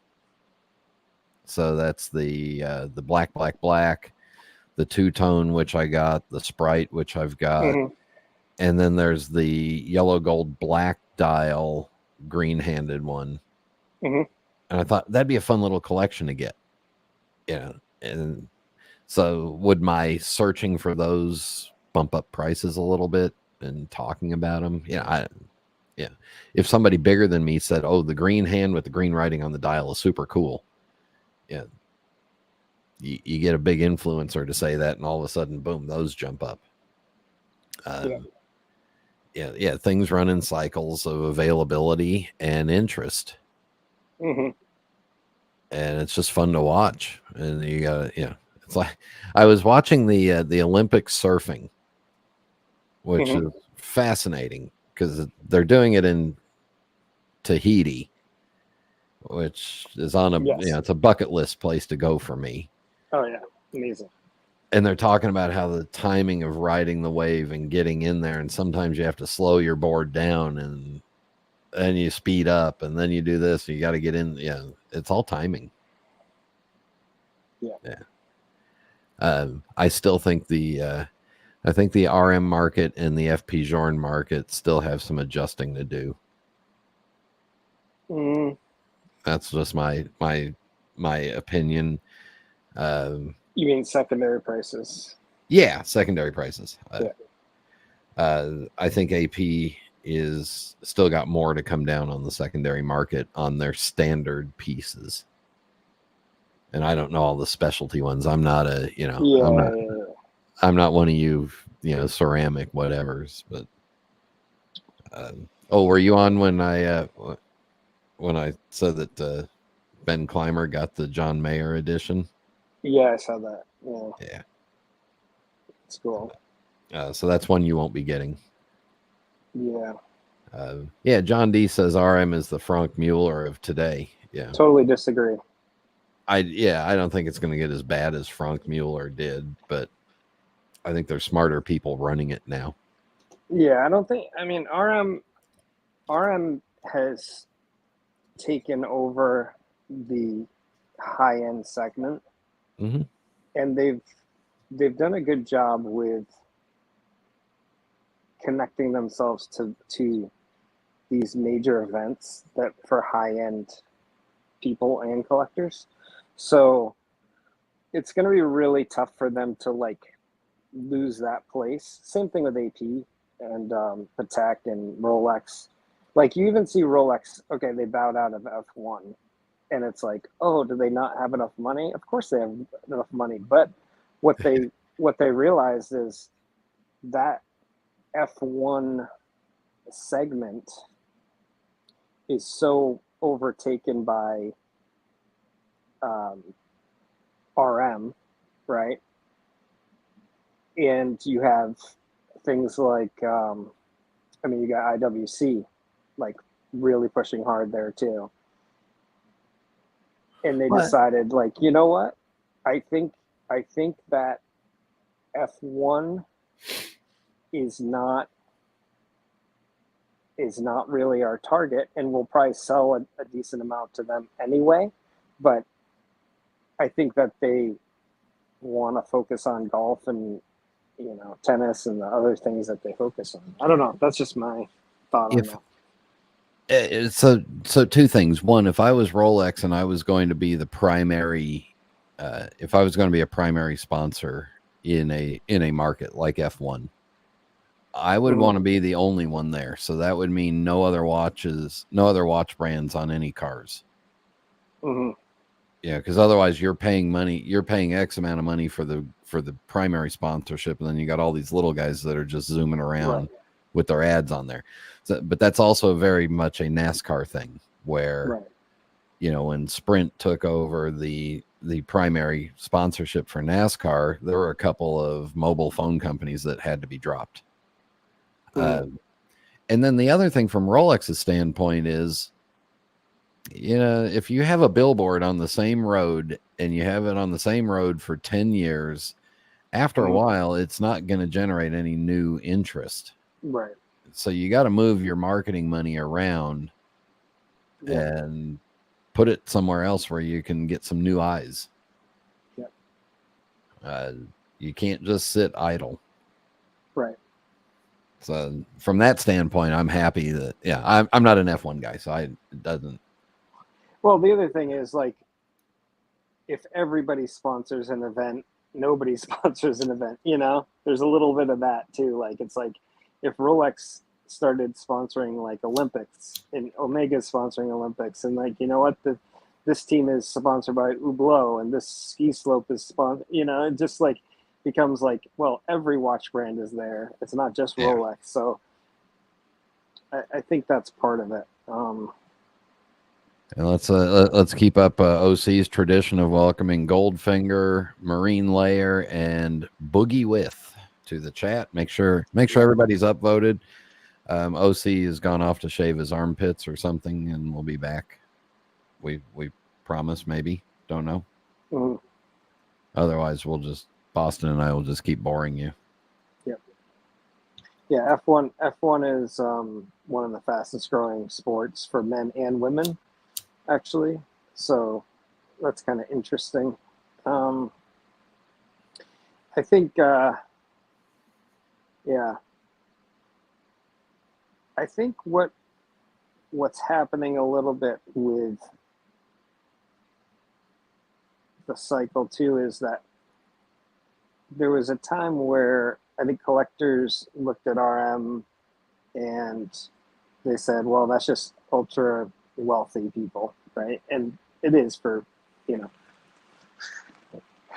at the price point, How much is the lowest priced RM direct from retail? That you can get? Yeah, just their lowest priced watch in the catalog. That's a good question. 140? 145, yeah. Yeah. All right, next question. Yeah. So it's ultra wealthy, right? But I think that RM actually has a good group of collectors, the actual brand. I'm not talking, I think the secondary market for all of these watches has been kind of skewed, and there's different people buying the watches at retail versus secondary market on a lot of these brands. Like your typical Patek collector from Patek, like they don't care. They have money. They're going to buy watches. They're going to buy jewelry as like something to wear, or they're going to be like into the high end complication stuff, grand comps, all that. Yeah. And you're never going to buy that secondary market. Like it just doesn't make sense. So, I mean, you could trade into it or whatever, but like, I think that, you go to Sylvester Stallone's auction and you buy his stuff. Yeah. And I think, so it's important to kind of disconnect, but I think that with some of the technologies that are coming out, I think vintage watches will be more approachable. Mm-hmm. I think that getting digital certificates, having the ability to scan watches,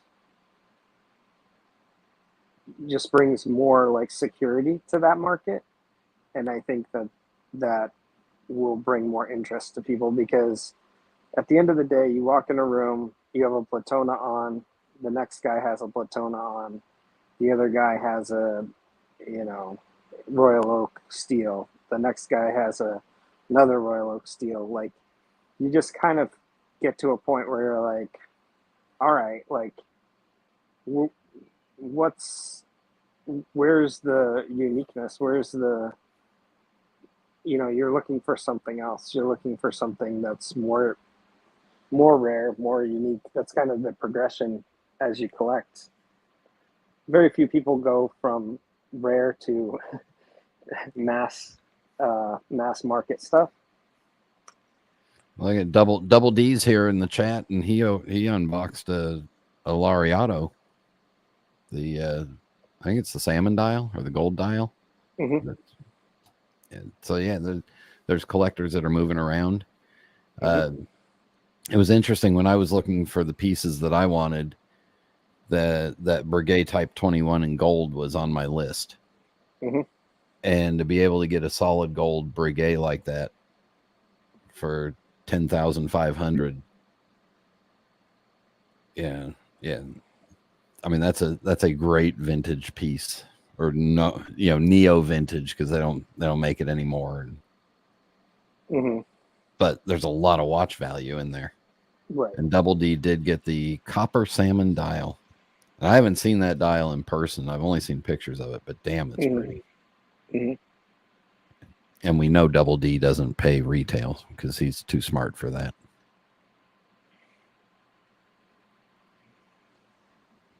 Yep. Yeah,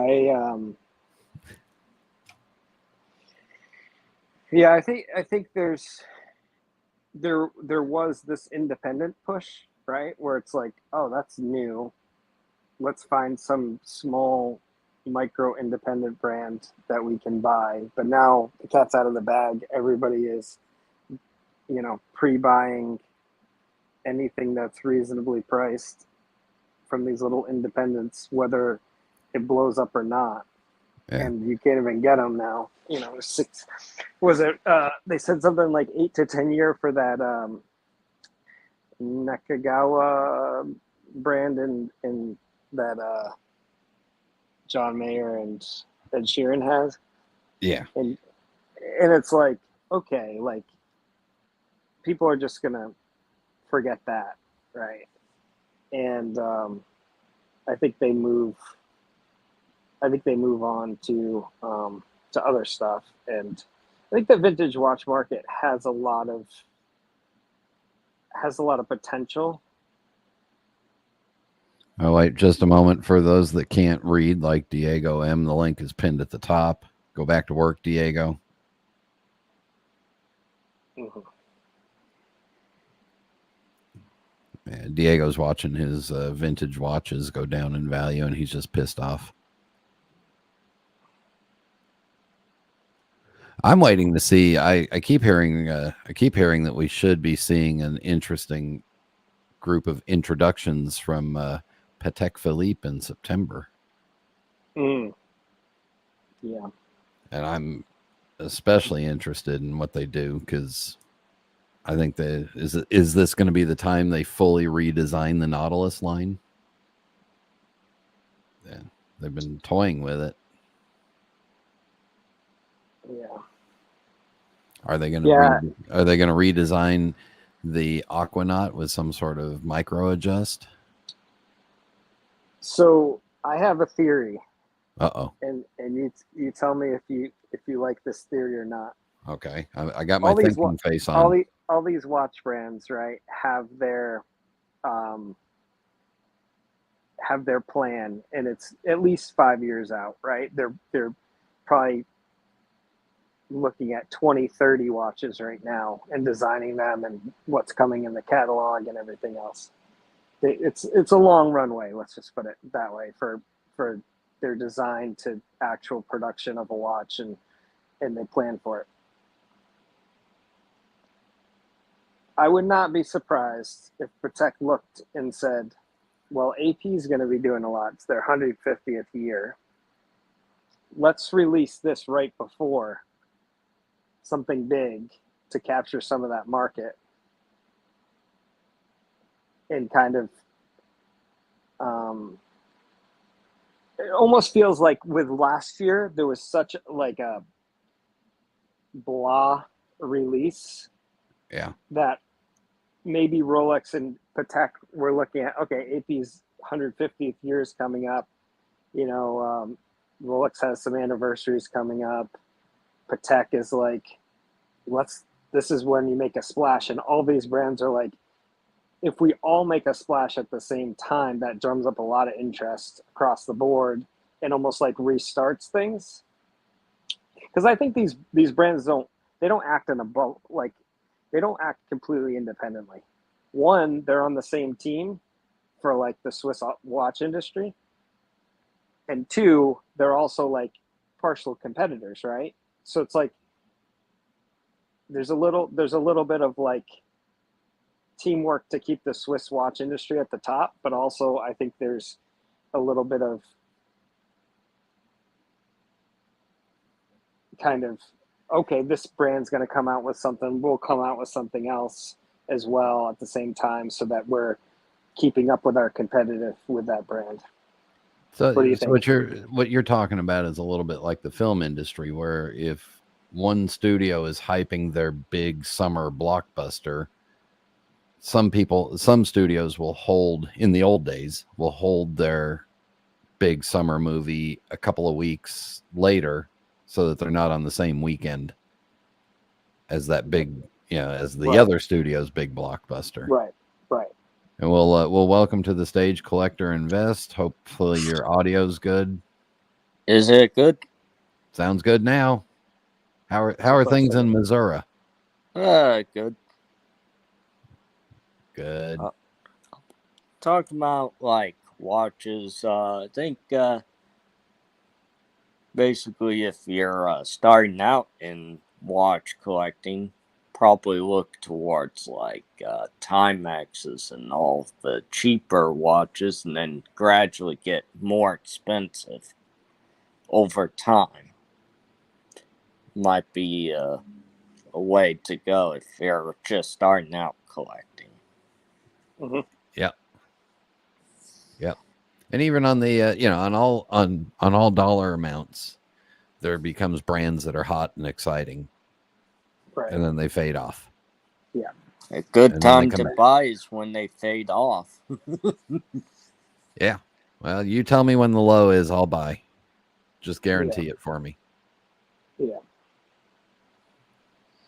So far, I'm really good at buying high. Because if you keep on buying high, you end up getting burned. You ain't kidding. You lose more money than you're gaining. Right. I'm waiting for an RM to come down to about 80,000. Yeah, so I mean, there's Just a disconnect. check each watch. Yeah, there's a disconnect there with RM and AP and Patek even right now. Yeah. Where it's like the retail is very strong. Trying to get one from retail is hard. Secondary prices have come down because the buyers for those watches were big money, extra money buyers, crypto and other stuff. So that's why, like, those watches were never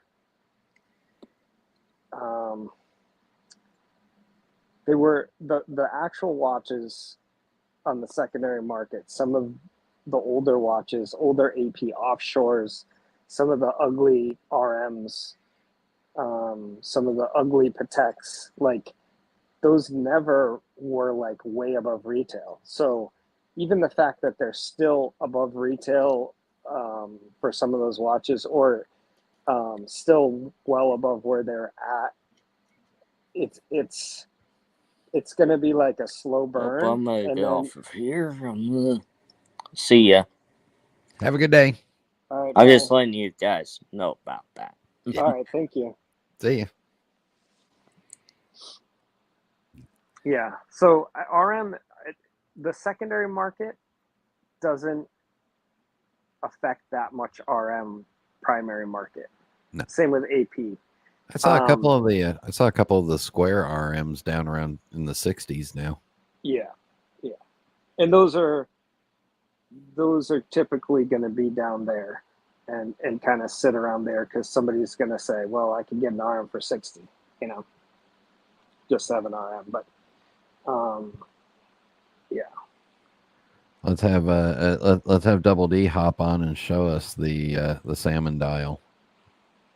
We know you're just sitting there. Yeah, I on the second. Yeah. I like the stuff that I like the GPs that I'm seeing on the secondary market now. Yeah. The prices that they're at are great. Been tempted by one of the ceramic open worked ones, Mm-hmm. but you have your black ceramic one, and you wear it now quite a bit, right? Yeah. Yeah. Yep. I would wear it now, but I'm wearing Audemars Piguet. Right. Beautiful. Oh, look at that shine and sparkle. Yeah. It's a great watch. I'm thinking about buying one of the older gold 39 millimeters. Yeah. On rubber. They have like a cream dial. Have you seen those ones? Yep. Those are nice. But yeah, I'd only get the ones on rubber, or I wouldn't be able to get the full bracelet one. Yeah.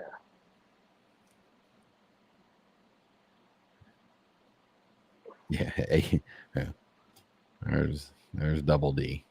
Yeah. The poor man's Gerard Perigo. Yeah. Yeah. I have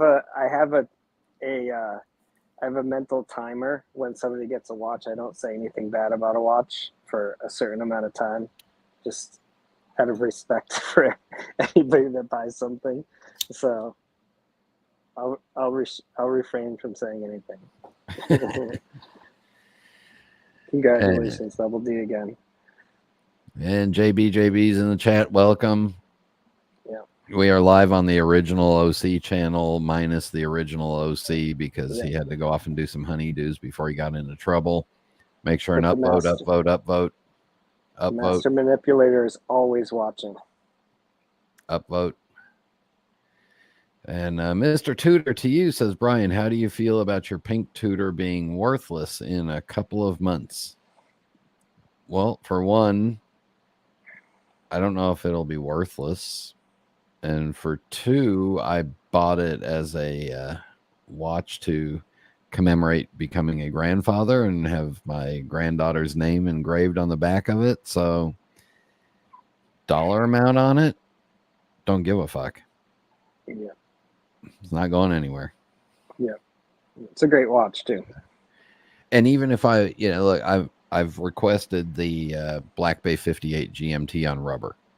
And I'm not buying, I'll buy it at retail, and I'm not buying that as an investment piece. I'm buying that as a watch to own and wear. Mm-hmm. Yeah, don't care. When I go out looking for new Psycho Bunny shirts and clothes, I'm not looking at them as investments. I'm looking at them as I like them and I want to wear them. Right. Mickey Mouse Nike dry fit hat. Bought it at retail. Great hat. Fits comfortably, keeps the rain out. Fantastic. Don't give a shit what the resale is. Yeah. Now, if I had you start going up in dollar amounts, then I start caring about the... Yeah, a little bit more. Yeah. Yeah. For sure. For sure. I mean, if I really didn't care about money, I'd have a whole collection of Panerais and Hublots. Right. Exactly. Yeah. I think the tendency is when the dollar amount goes up, people want to poke holes in that watch. Like there's an extremely high bar if a watch is over 75 grand. like people get real picky all of a sudden when it's, you know, at that dollar amount. And that's why kind of the cream rises to the top at that price point. You don't see a lot of people like, you know, oh, I love my Jacob and Co, you know, weird, whatever. There's cool Jacob and Co's, but then, you know, when it's a miss at that price point, it's a big miss. So I'll be back in a second. no problem.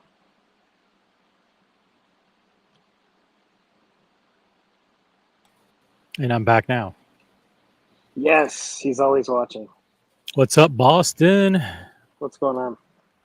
Not too much. You have anything? Okay, so you have something planned tomorrow, which I won't share with anybody. That's very cool. And yeah, is it scorching hot there as it is here? It's crazy. You know, I live by the water, which helps a lot with, but it is quite humid. It's supposed to get really hot tomorrow. Did you see tomorrow? No, I didn't see tomorrow. All I saw was like rain, like afternoon rain or something in the forecast. Okay. So yeah, we have a heat advisory up here tomorrow, so maybe it's what you're dealing with today. Heat index 100 here tomorrow. yeah, so. crazy. Hello to Mr. Two to you in the chat. I see JB in the chat. What's up, guys? Good to see you here. Yeah, this is what Miami is all the time, though. So you just suck it up and get used to it. Global warming, OC. It's a thing today, that's for sure. It's hot today. Yeah. Hey, look at this. JB with a 12 euro super sticker. Thank you so much, JB. Really appreciate it. It is I'm not sure what you call that thing. It's like a pear, like a Tiffany and Co. pear that's rolling around on the floor, laughing. Very cool. Really appreciate it, JB. You're always welcome on the panel if you want to chat about the watch market, anything that's top of mind. Feel free to jump on. We have over 70 people watching this nonsense. It's the Original OC channel on YouTube. We have 3 watching on Tinder, 2 on Grindr, and 1 on MySpace. We have over 60 upvotes. So hit the like button on whatever platform you are on and show your support for the show. Thank you, JB. JB, the highest amount super chat of the day goes to JB. Thank you very much. Wow. Really appreciate the support. Impressive. Yep. Very, very kind of you. JB is the producer of the Marcelo Time channel. I'm not sure if that's a paid gig or if it's unofficial, but he's the, as far as I'm concerned, the de facto producer of the Marcelo Time live stream on the Marcelo Time channel. He does a great job. Amazing. It's hard to do it. So hopefully he has some appreciation for what I did for 2.5 years. Miami is cooler right now than New York. Yeah, it's hot here. It's like 50% humidity, which is adding like 8 degrees onto the temperature, onto the real feel. Yeah. Spicy. Yeah, Logan asks a good question. Where has Marcelo been? He said he was back, but he only did 1 stream. Yeah. Where is Marcelo? JB says, "Good job, fellas." He's been kidnapped. Maybe he was brainwashed. Maybe he got a tap on the shoulder and kidnapped. He got the tap on the shoulder. I agree with what you say on RM. I want to believe that RM is on the precipice of a decline, that they're on a cliff about to fall off, but we just haven't seen any evidence yet. I mean, in secondary, they're struggling in the sense that people who are trying to sell aren't getting the prices that they thought they could command. They were sold. If they bought in 2000, 2021, 2022, they were told, hey, RM, they'll never go down. And they Mhm. went down. But if you Mhm. buy now, the question is, have you bared most of that brunt? Yeah. And there's nowhere to go but up from here. We'll Yeah, see. some of the We'll some see. of the lower end ones have been going up in the market, so that's not saying they'll go up forever either, but that's signs of some stability in that market. I think that there's kind of a floor to stuff with RM just because of the retail price movement. But buying secondary RM versus primary is really like you miss out a lot of value. Same thing with FP Journe, secondary versus primary, and it's a lot about the culture and being a part of the brand. And like, would you buy if you buy a Recep Recep'i, second hand, not from Recep Recep'i, like that's you're missing out on like a lot of what those smaller brands are about. So I don't know. I think it'll be fine. RM is going to be. I think RM actually has a lot more to go because I think they're slowly shaking off some of that kind of hype boy, Lamborghini rented RM flashiness stuff a little bit. You think so? But that represents a lot of what's in secondary and a lot That's of what I'm saying. their, Yeah, I'm saying on the secondary, like that's kind of what it's been. But I think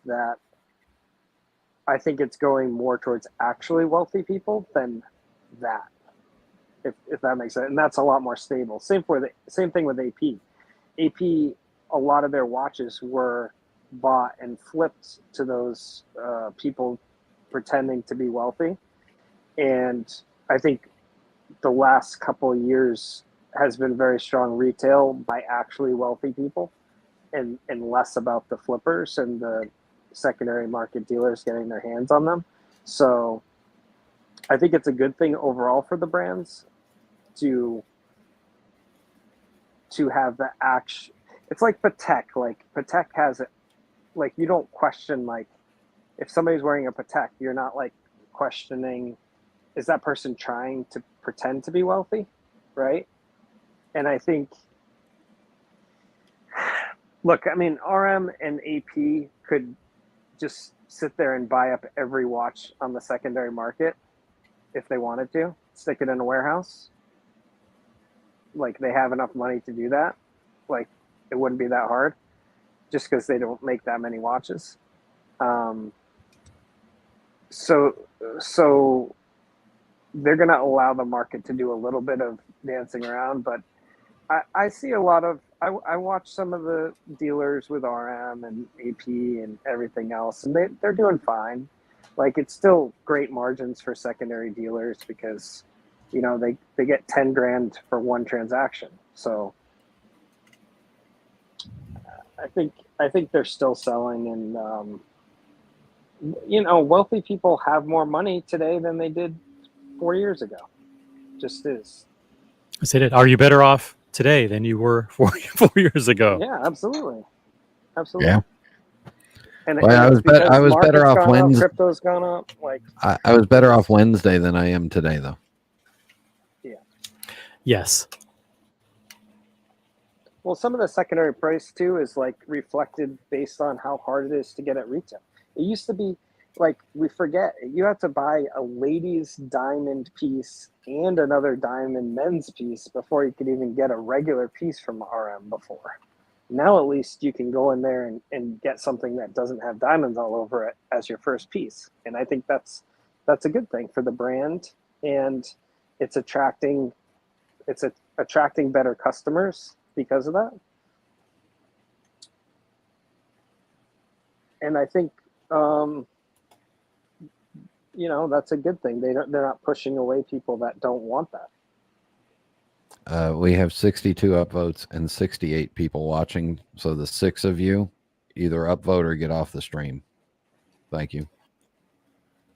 How about please upvote? Please upvote the live stream.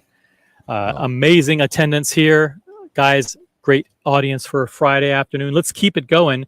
Let's draw. There's a link pinned at the top of the chat if you want to join the best panel in the world, the best watch panel on YouTube.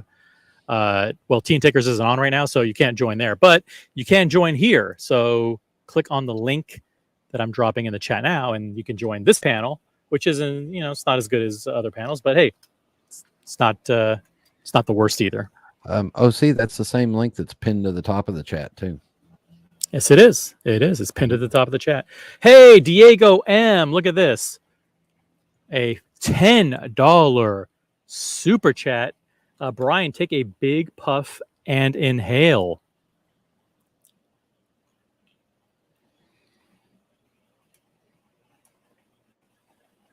That's a very sneaky move.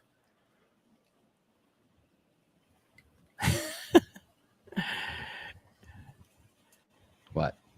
Would you get lightheaded if you inhaled the smoke, or would that be bad? Super bad if you did it one time? No, I do it a little bit during the day anyway. Nice. So what you're doing there is you're basically inhaling enough for it to enter your esophagus, your throat area where it can go back down through your nose. Yeah. Pipe smoke is not generally. No, we're not getting into pipe smoking 101. Evan G, what's up? We have Although wait, if Evan starts talking about pens, I'm going to start talking about pipes. Evan G is a smoker, so we have 50% smokers represented on the panel. Kino Prod is in the chat. Kino, Longa, and RM make up about the same number of watches annually. I think Longa is a better bet for the long term. Interesting. Longa traditionally performs kind of like Patek in the sense that the dress pieces sell for under retail and secondary. And there are a fewer and fewer pieces that Longa sells that go for over retail. But really, it's just like the Datograph and the, I don't know what, Odysseus or whatever, maybe. But interesting observation, Kino. All those lumens. Lumens, not to be confused with lemons. Yes, that's right. Would that be lumen lemons? Lulu lumens. Yeah. Oh, now Buckley's going to get excited. That's right. The longer watch for him. Yeah. So, do you have any hot takes, Evan, on anything that we've talked about, either at the beginning of the show, end of the show, Hodinkee, RM, Patek, anything? Or were you smart? Eddie Baltazar. Or were you smart and not listening to any of it?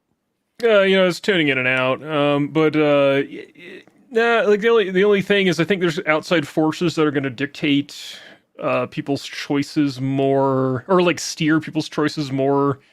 Yeah, such as like what the economy's doing. I was kind of commenting in the chat that when economic times or like feeling about the economy is down, then trends tend to be more conservative. So that's where you start getting like the stealth wealth thing. So I think that's where, like your Hublots and RMs might hurt them a little bit.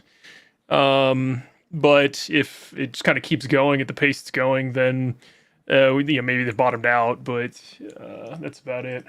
I don't know. Mostly we should just sell everything and go be a monk. I don't think a macroeconomic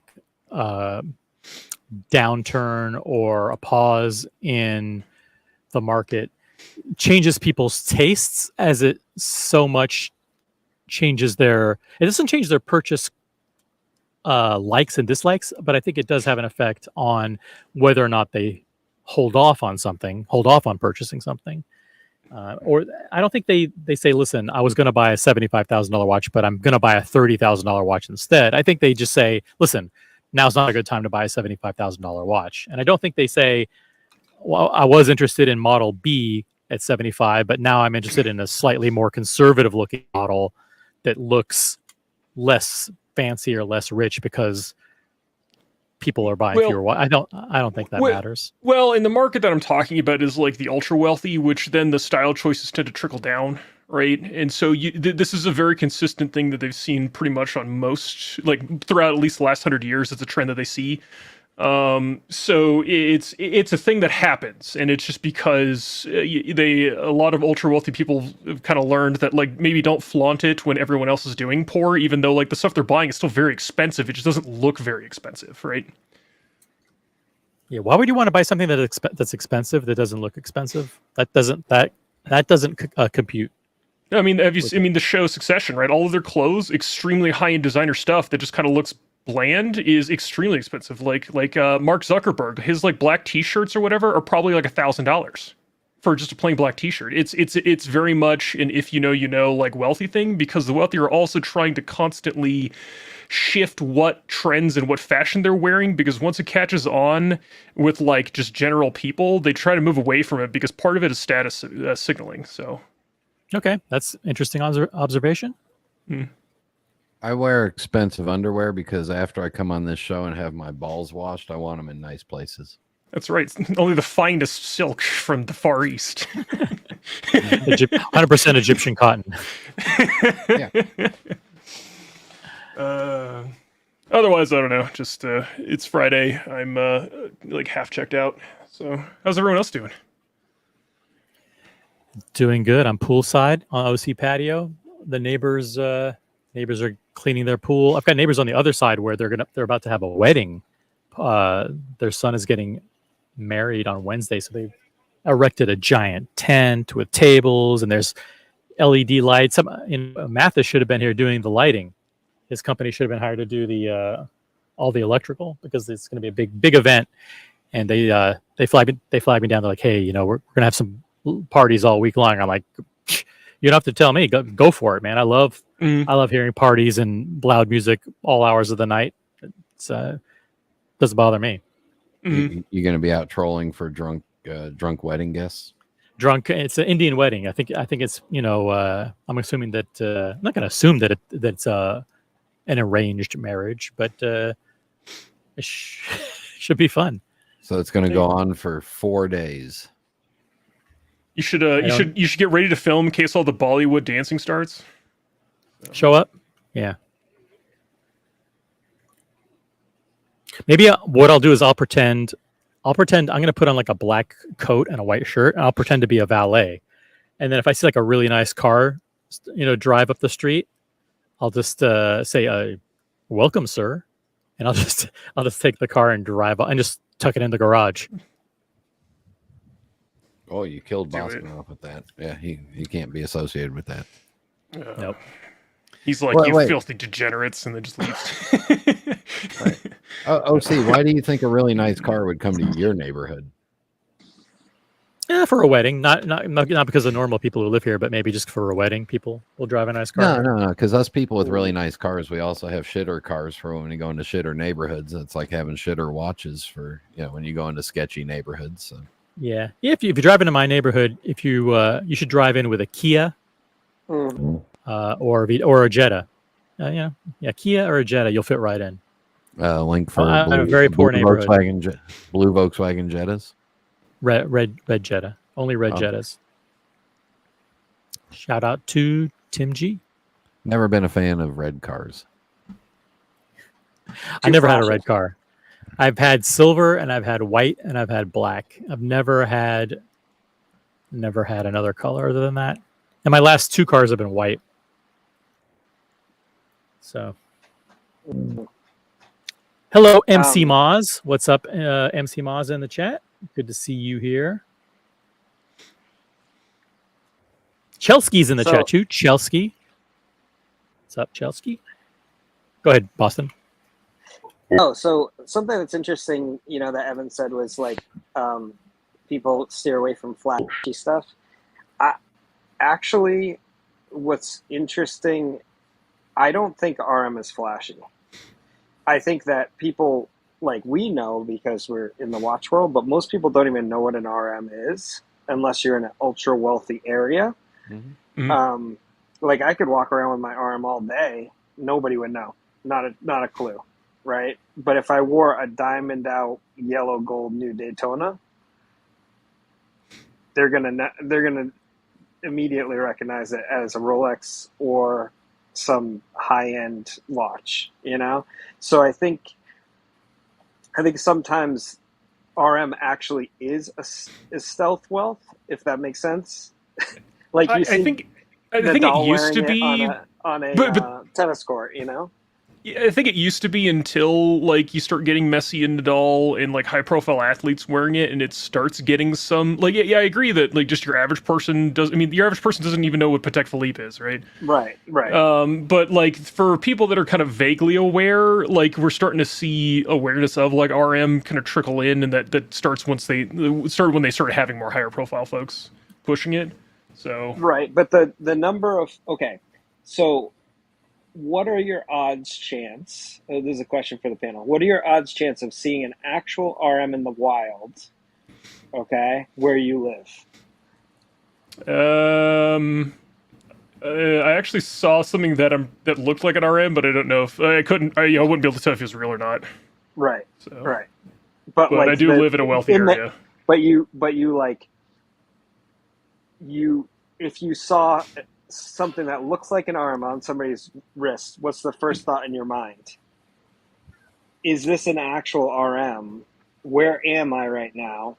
Yeah. Like if you're in Aspen walking around and you see somebody with with like what looks like an RM, you're gonna immediately think, oh, that's a billionaire. He's in Aspen. It makes sense, right? But like normal street walking around or a normal restaurant, like the chances of that being an actual RM is very low. But if you're at an F1 event or in Monaco or in like Dubai, it's really high. So so when you're outside of those areas, it essentially is a stealth wealth. And Patek is the same thing. Like if you're in, Tiffany & Co area, really high-end restaurants in New York City, and you're wearing a Patek, it's not stealth. People can tell that it's a Patek. Like people that know, they're in the know, they're in an area. But if you wear that around outside, like you said, no, like Joe Schmo doesn't know Patek. They'll know a Rolex more than the Patek. It's fair that it's very location dependent. I do live in in like a area that's pretty wealthy where like it's not it's possible that it was real because like just to the north of me is like is an area where like it's like $10 million plus homes. So like it's possible that was real, and the guy he was like probably in his like late 50s, early 60s. So like in the demographic that would be able to afford it, right? If he was wealthy. Right. But you're right. But your average person, like if I was like downtown Denver, like nobody's wearing an RM downtown. No. So. And so I think it becomes like a Loro Piana or something like that, where it's like. People know if you're in a wealthy area, but like watching it on the street, you don't assume it's that. You think it's Gap or whatever, like T-shirt. Yeah. And so I think people. It really depends on where you are, is what I'm saying, and I think that RM can be seen as less, as more self wealth, especially the ones that don't have diamonds, don't have, the gold, whatever. And I mean, talk about stealth wealth. The new Nadal is like 1.2 million and looks like a plastic toy. And it's tiny and it's black and you would never know. Versus like you put that next to any Patek, even a $60,000 Patek, like OC's new Patek, you put that next to the RM and you show somebody that doesn't know watches, they're going to say that Patek is way more expensive. Yeah. So you're going to put that Patek on sailcloth so you can wear it in the pool? No, absolutely not. I mean, their official statement is actual water resistance. So they'll even warranty it according to their own statement.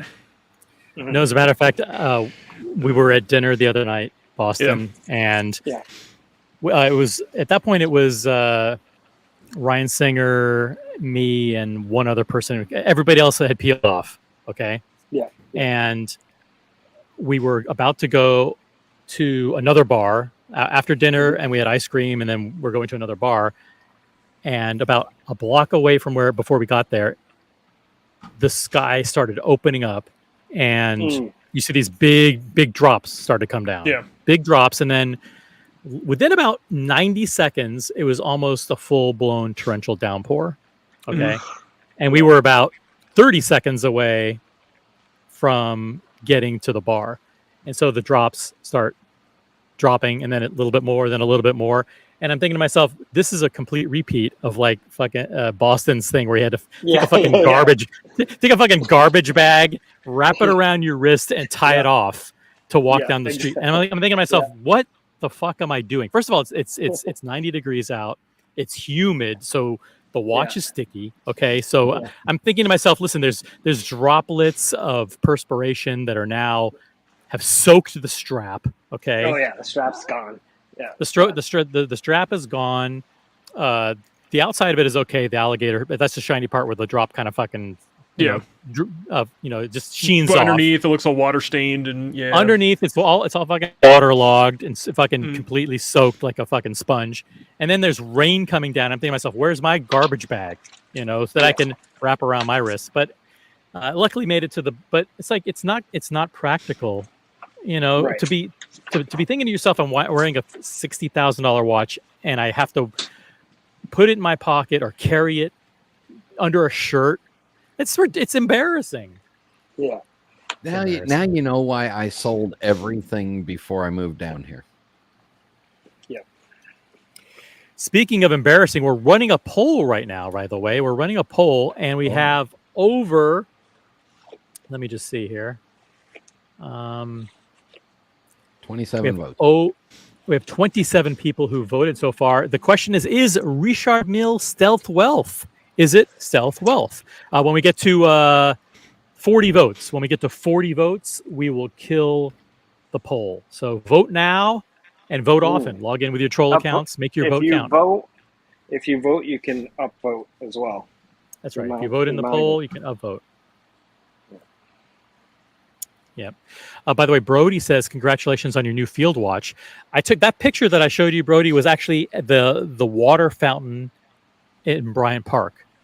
So it looks like it was a brown field, but it was actually the water fountain. So it just shows you how ugly the water is in the water fountain in Bryant Park. But I didn't mean for it to look like a field watch, but maybe it is. Maybe my watch is the best Patek Philippe field watch available with diamonds. Never know. Cool. Chris Callie's in the chat. Sup, Callie. Chris representing Callie. Sup, y'all. Sending good vibes to everyone who survived another summer with their Rugrats running the AC all damn day. Yeah, we've been running the AC nonstop for the last several months here. So cool to see Chris in the chat. We have John Doe. Welcome, John Doe, whoever you are. I cannot describe Richard Mille as any type of wealth. I would describe it as the emperor has no clothes of watches. I think they are a scam, ripoff, and this will unfold over time. Thank you, John Doe. Welcome to the chat. Welcome to the original OC channel. And make sure you're subscribed and have notifications enabled so you can catch us anytime a live stream goes live. I think RM is high horology, and they're making the best watches currently. It's interesting, to have that dichotomy of, they're for the super wealthy, and the super wealthy, love them, and the super wealthy know what they are, but nobody else knows what they are because they look like care because they're not going to care. But if they do look at it, they think, oh, that's ugly. That looks like an Invicta or like something I've seen on QVC or from a bubblegum machine. It is a very interesting dichotomy to have brand perception that could be so. I mean, most people don't know the brand, but to have a brand where you have such extreme polarized viewpoints about it based on its look, its price, its perceived status, it is very fascinating, and it will be interesting to see how it unfolds. All of the top brands, I would say, have that polarizing effect. I mean, I don't think RM is the only brand that you feel that way, or most people feel that way. I think FP Journe has a little bit of that too. I think people are like, oh, it's FP Journe, it's all stuck up, and only if you're in the club can you get an FP Journe. Well, it's like, yeah, of course. Only if you're in the club can you get an FP Journe. That's the way they want it, right? And then also, I would say Jacob & Co. Most people are like, oh, it's not even a watch. Oh, it's such a ripoff. Oh, it's Yeah, like, it's got I wouldn't a pay roulette. It's got a roulette wheel. It's got a roulette wheel. Yeah, Godfather stupid yeah, thing floating around yeah. with a fucking globe. Yeah, Batman it's watch. ridiculous. You know, and like I get that, but also like, you know what, like they're making something different, and you know, some of these brands are like happy that they're not for everyone. They don't care. As long as some people love them, then they're happy with that. If everybody loved their watch, like RM has literally told me they want people to either love or hate them. Like that's what they want, because that means they have like some feeling towards the brand. And it's interesting. I don't know. Is it just marketing? Is it like what the brand, you know, I mean, they came out of the gate with huge prices on their watches, right? And from day one, they had this crazy concept of like, hey, I want these high-end athletes to actually wear the watch while they're performing. And I want to use race car technology in watches. And I think they've done a good job with that. I mean, I don't think anybody can say that they've kind of steered clear of their mission and just start pumping out garbage that anybody will buy up. I think that they continue to push the boundaries of materials, new movements, new designs, better. You know, the new Nadal is lighter and you know, more accurate than ever and can handle more. So I don't know. That's what I like about RM, personally. But I know that's not for everyone. Not everybody's into sports, so RM isn't going to speak to you as much if you're not into sports. That's just By the way, 89 people now watching this nonsense. That is, I'm not sure if it's a record, but it's pretty damn close to a record. 89 concurrent viewers. We just closed the poll. The first 40 people who voted got to have their voices heard. Is Richard Mille Stealth Wealth? We had 40 votes, and the results are yes, 20%, no, 80%. So there you go. You have voted, and that's for a $10 super chat. You can draft the next poll. So if you have a burning question that you'd like to pose to the watch community, not a problem. $10 super chat. Write your question in there, and we will pose it to the audience.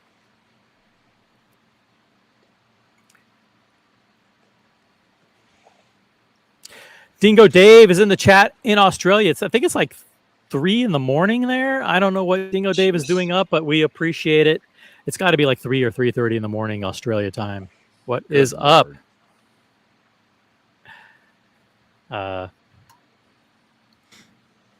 Question for Boston. Richard Milles are very fragile. Let's be honest. Shouldn't they be more durable given their price point? Well, wait a minute. Hold on. Let me just interject there. I won't. There's a difference between reliability and durability.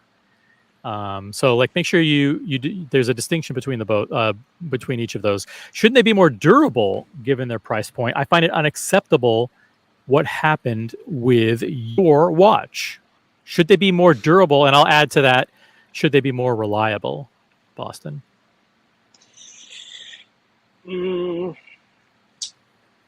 That's a good question. So I would say that in general, I think they are durable, especially certain models. They're made to be worn during, you know, sports activities, and specific to each activity. Like the Bubba Watson, obviously, and the Nadal are definitely on the more durable side of them. And if you look at the dive watches, like those are definitely robust. The deep what is it? The it's not skin diving, but the where they hold their breath and go down. There's one of their athletes does that. The free diving. Mm-hmm. So I think that they are actually, and a lot of the models are waterproof as well, to a pretty high degree. So I think now the problem with reliability is nobody is going to be happy. Nobody's going to be happy with reliability when you're paying such high amounts for a watch. But I think that some of what happens when you start to make things lighter and more technically advanced, they tend to break more. You see it with cars. You see it with, F1 cars are not. I wouldn't put them under reliable. F1 cars. I think they break because it, like performance stuff just breaks, and higher end stuff breaks, and thinner, lighter stuff breaks kind of across the board. You're not gonna, if you play golf in a Patek Grand Chime, you're kind of asking, that's not going to hold up great, right? So I guess my answer is, could they do more to improve reliability? It's such a reliability is such a subjective thing. Oh, I know this buddy that his broke, so that they break all the time. They took it, they fixed it. If I had to actually pay for it, I'd be more pissed off. I think the similar thing happened to cars, right? The Grubel incident. Yep. And they didn't even fix it. I mean, yep. Wait, just before real you quick, adding some context here, the small production numbers and your watch's issue either indicate poor quality control or shitty design or materials. And before we go any forward, definitely not design. Before we go any further forward, I just want to say that what my friend Boston Collector just said there for the last, 12, 13 hours is some fantastic circular logic ball washing. Thank you. Fantastic. Speaking of, I'm happy with RM still. Yeah, speaking of ball washing, Carolyn Martin's in the chat, $20 super chat for Brian, not for OC, Boston, or Evan, or anybody else. This is for Brian. Are you still in the mindset that one cannot have too many GMTs? Ooh. Wait, that's a poll too, right? OC? That's right. That's a good question. So how should I write the poll question? Can one have how many GMTs? Well, how many GMTs do you have? How many GMTs do you have? Or what is for Brian? For Brian, how many does he have? What's the poll question? I need the poll question. Well, the poll question would be something like, is X number of GMTs too many? Or do you still, all right. How about this? Like how about that? this? What optimum or optimal number of GMTs? Or and what number is answer, too many? How about we could say 1, 2 to 3, or 4 or more. How about that? Sound good? Let's see. Let's 1, 2, 3.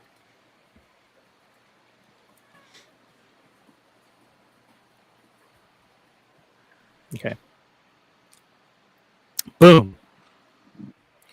Poll is up and running. The optimal number of GMTs to have in your collection. And here are your choices. 0 to 1, 2, 3, or 4 or more.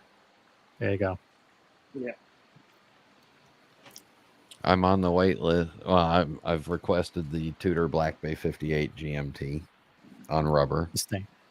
That's the white dial, the opaline dial? No, the new 58 that came out. Oh, okay. The Diet Coke, right? Yeah, the Diet Coke. I got to see one in person. Oh, the other day. okay. Yeah, and I just modified my requests of Paddocks for, highlighting the travel time Aquanaut and the travel time Nautilus. So if I got one of those and the Tudor Black Bay GMT, that would put me at 7 travel watches. Is that I didn't think to 7. ask, because I actually saw the new Tudor GMT and it was available. I should have thought to ask if you wanted me to pick it up for you. No, I'm going to use it with juice for with ADs. Cool. Shout out to the Jews. Using it for the Jews. Good for you, Brian. That's right. Hey, That's bad. yeah, I think 7 GMTs is way too many, but it's not as many as it's only half as many as Carolyn Martin has Tudors. So there you go. So she has 14 Tudors. Yeah. And the optimal number of Tudors is 0. So she has 14 too many. We have Happy Meal in the chat. Happy Meal says Happy Friday. OC, how many ball washers do you have on staff? Well, they're not on staff. They're not on retainer. But this typically a panel can have easily 50% ball washers. Boston ball washing RM. I'll ball wash Rolex. Brian will ball wash himself. So yeah. I have 7 currently. World time. It's ridiculous. Now wait. The problem is that your 7 as a percentage versus of your total collection versus my 5 as a percentage. My percentage skews a lot higher. Okay. Fair enough. And I know where all of mine are. You don't. You don't know where all of yours are. I have a very good idea when mine are. But you don't know exactly.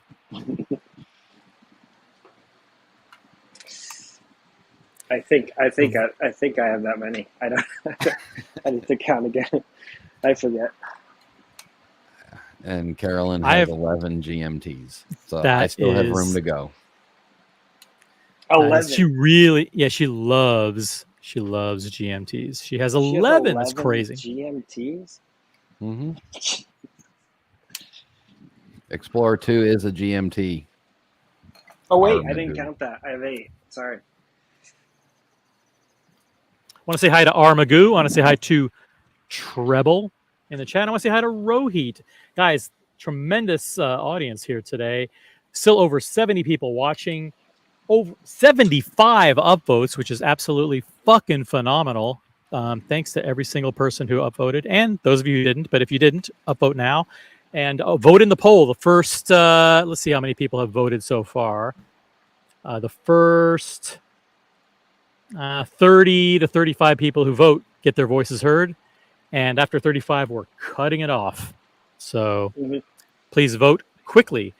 And I also wanted to say that over my 4.5 years collecting watches, I've had 4 Rolex GMTs. I've had the Pepsi on Jubilee. I've had the two-tone root beer, which is on Oyster, obviously. I've had the Batman Returns on Oyster, and I also bought the Jubilee for it, so I converted it to a Batgirl. And I also had the Sprite. I had the Sprite on Jubilee, which was a reward from the AD. So the Sprite got flipped immediately for $22,000. Nice. Which was a pretty good flip. Dirty the Batman Returns exited the collection recently with the Jubilee to the gray market, and that was sold at a big premium, maybe $3,000-$4,000 profit, maybe. And that was done just a couple of weeks ago to free up some cash for the Patek Philippe. And still remaining in the collection, the Steel Pepsi on Jubilee and the two-tone root beer. So I have 2 Rolex GMTs in the collection. I don't see that changing because unless I got a call from maybe a Meteorite Pepsi, white gold Meteorite Pepsi, those sell for over retail. Although they're coming down quite a bit, but brand new, unworn, they're around 50. Yeah. And so there's still a few thousand over retail. Mm-hmm. So no, I did not. Oh, OC says I sold a root beer too. That's true. I got a new root beer at retail, a second root beer.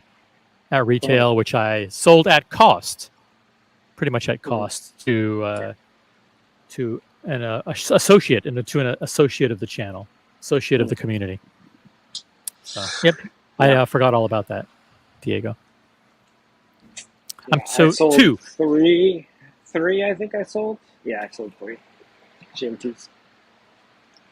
Dirty flipper. 2 root beers and a bluesy.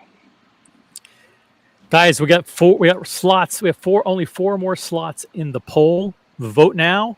Let's get to 35 and we're done. Boom. I think we hit it. There we go. The optimal number of GMTs. 0 to 1, 31%. 2, What? 22%. 3, 17%. And 4 or more, 28%. So we either have people who say still 28. Okay. you should get 0 to 1.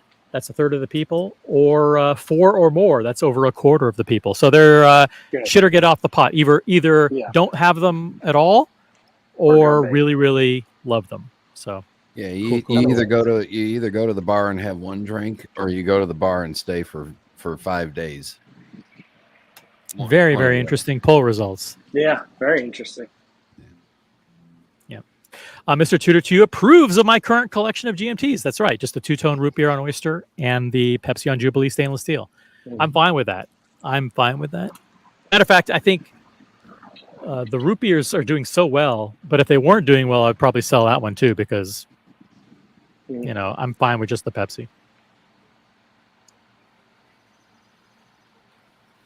And I could have gotten the 2-tone Guinness or the full gold Guinness as well. Those were models that I declined from the AD.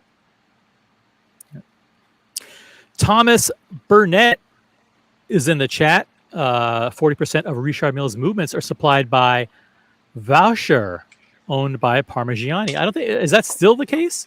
They also supply Hermes, Corum, Baume & Mercier, and Fabergé. Do you hold those brands in the same regard as Richard Mille, despite the materials? Please refer, when you mention Thomas Burnett's name, please also refer to him as Thomas Burnett, Watch YouTube Legend. Watch YouTube Legend. Vaucher supplies them to Richard Mille, and then they modify them and hand finish them. I do not think that those other brands are on par with Richard Mille, but of course they're not using the exact same movements. So, is it in the modifying? Is it in the modifying and refinishing of them when they screw them up and make them unreliable and fragile? I don't think that they're more unreliable and fragile than other brands, especially at the similar price points. I think there's a workhorse movement, and you can almost argue that some of the lower movements, like a Rolex, Tudor with the Kosk, the Omega, whatever, are better than, more reliable than a Patek movement, as an example. Like the movement that is in my watch or OC's watch, like, are the chances of those breaking much higher than a Submariner movement? Sure. They're made differently. One's a high end, high complication, trying to be thin and light, versus something that's very robust and made to be beat around. So I think that the argument is just trying to degrade RM, and RM makes the best watches right now, and they're using the best technology out of almost any brand, I would say. So I think that's they're actually like, high horology is not recreating the same movement that a brand has used for 80 years. Now, like, to me, that's not creative. That's not like really doing high horology as a brand. I think that someone like Roget Pergepi that's making a brand new movement from scratch, or FP Journe or RM, are much more inventive with their creation of new movements and new complications, etc. So I think that's really where the true high horology is, not necessarily, a minor change to a existing movement. Evan, based off of where you live, isn't all horology there high? The highest.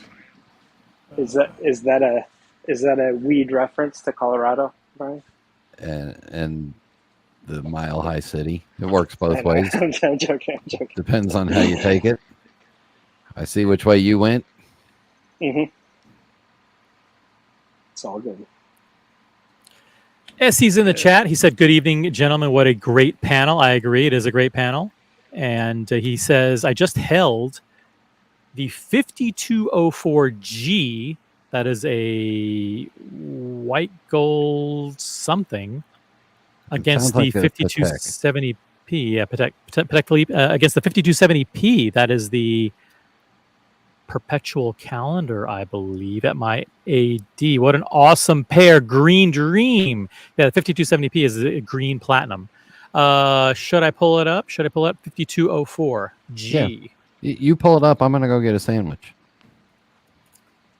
Sounds like a plan. Mm-hmm. Let's check out the... Oh, yeah.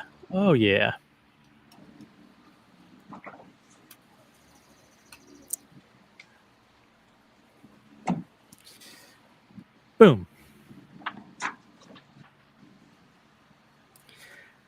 This is the 5204G. This is green. It's hard to tell from the screen here. Mm-hmm. But yeah, absolutely gorgeous. This is a... Lovely green. Yep. Monopusher chronograph. No, not a monopusher chronograph, but it has... What is this? What is this thing? It does have a pusher. Is this a flyback chronograph? Split second. Oh, split second chronograph. Got it. I like the Wonder what shade kind of green. sandwich. It's really subtle, almost gray. Yeah, subtle green. Yeah. And then the 5270. Mm-hmm.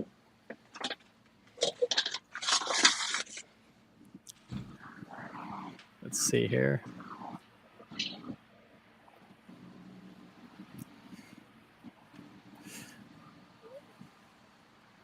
Yeah.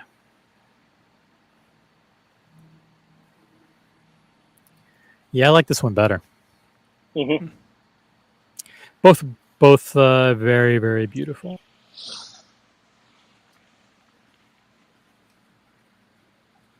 Is that what Essie's looking to get? Yeah. I don't know. I don't think he's looking to get these. I think he likes green though. Definitely. Mm-hmm. Let's look at the difference here. We're ready for our next poll.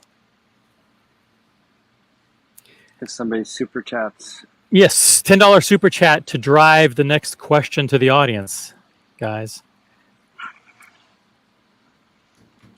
By the way, Buckley asks the rhetorical question, is high horology necessary? That could be a whole stream.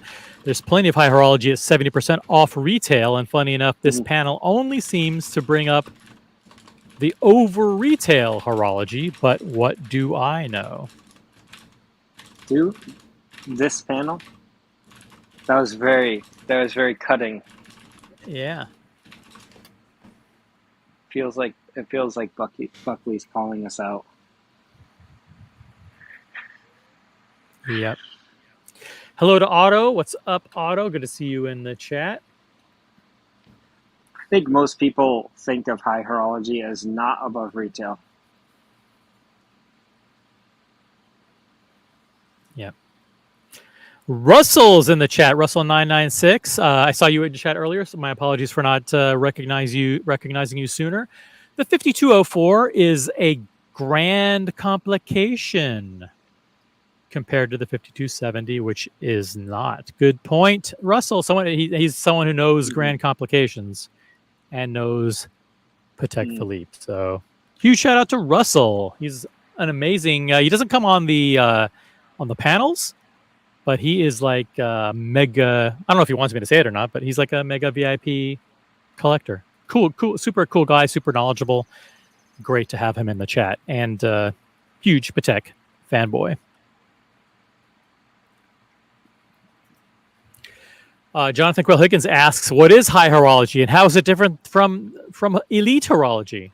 By the way, Oh, elite horology. Yeah. is there a distinction? Check out the Elite Horology channel, by the way, on YouTube. Just type in Elite Horology. Find it on YouTube. Guys, jump on the panel. The link is pinned. The pin is linked at the top of the chat. Join the panel. We've been running for almost 3 hours here on the Original OC channel. Still over 70 people watching, which is absolutely phenomenal. We're approaching 80 upvotes. 80 upvotes on the stream, which is incredible. If you want to keep the party rolling, then jump on the panel, change the topic, contribute to the topic, do whatever you want, but or just stay in the chat. Stay in the chat and enjoy. But we're having a great Friday afternoon. Hope you're enjoying your Friday afternoon, Friday evening, wherever you are. It's the Original OC channel on YouTube, with 5 watching on Grindr, 3 on Twitch, and 6 on MySpace. Yeah. I mean, high horology is basically high precision watchmaking, right? And so it's trying to have your time keep at an elite level, and not just, hey, within 10 seconds is good enough. You know, it's pushing it to the perfect. The holy grail is having a perfectly time kept watch, right?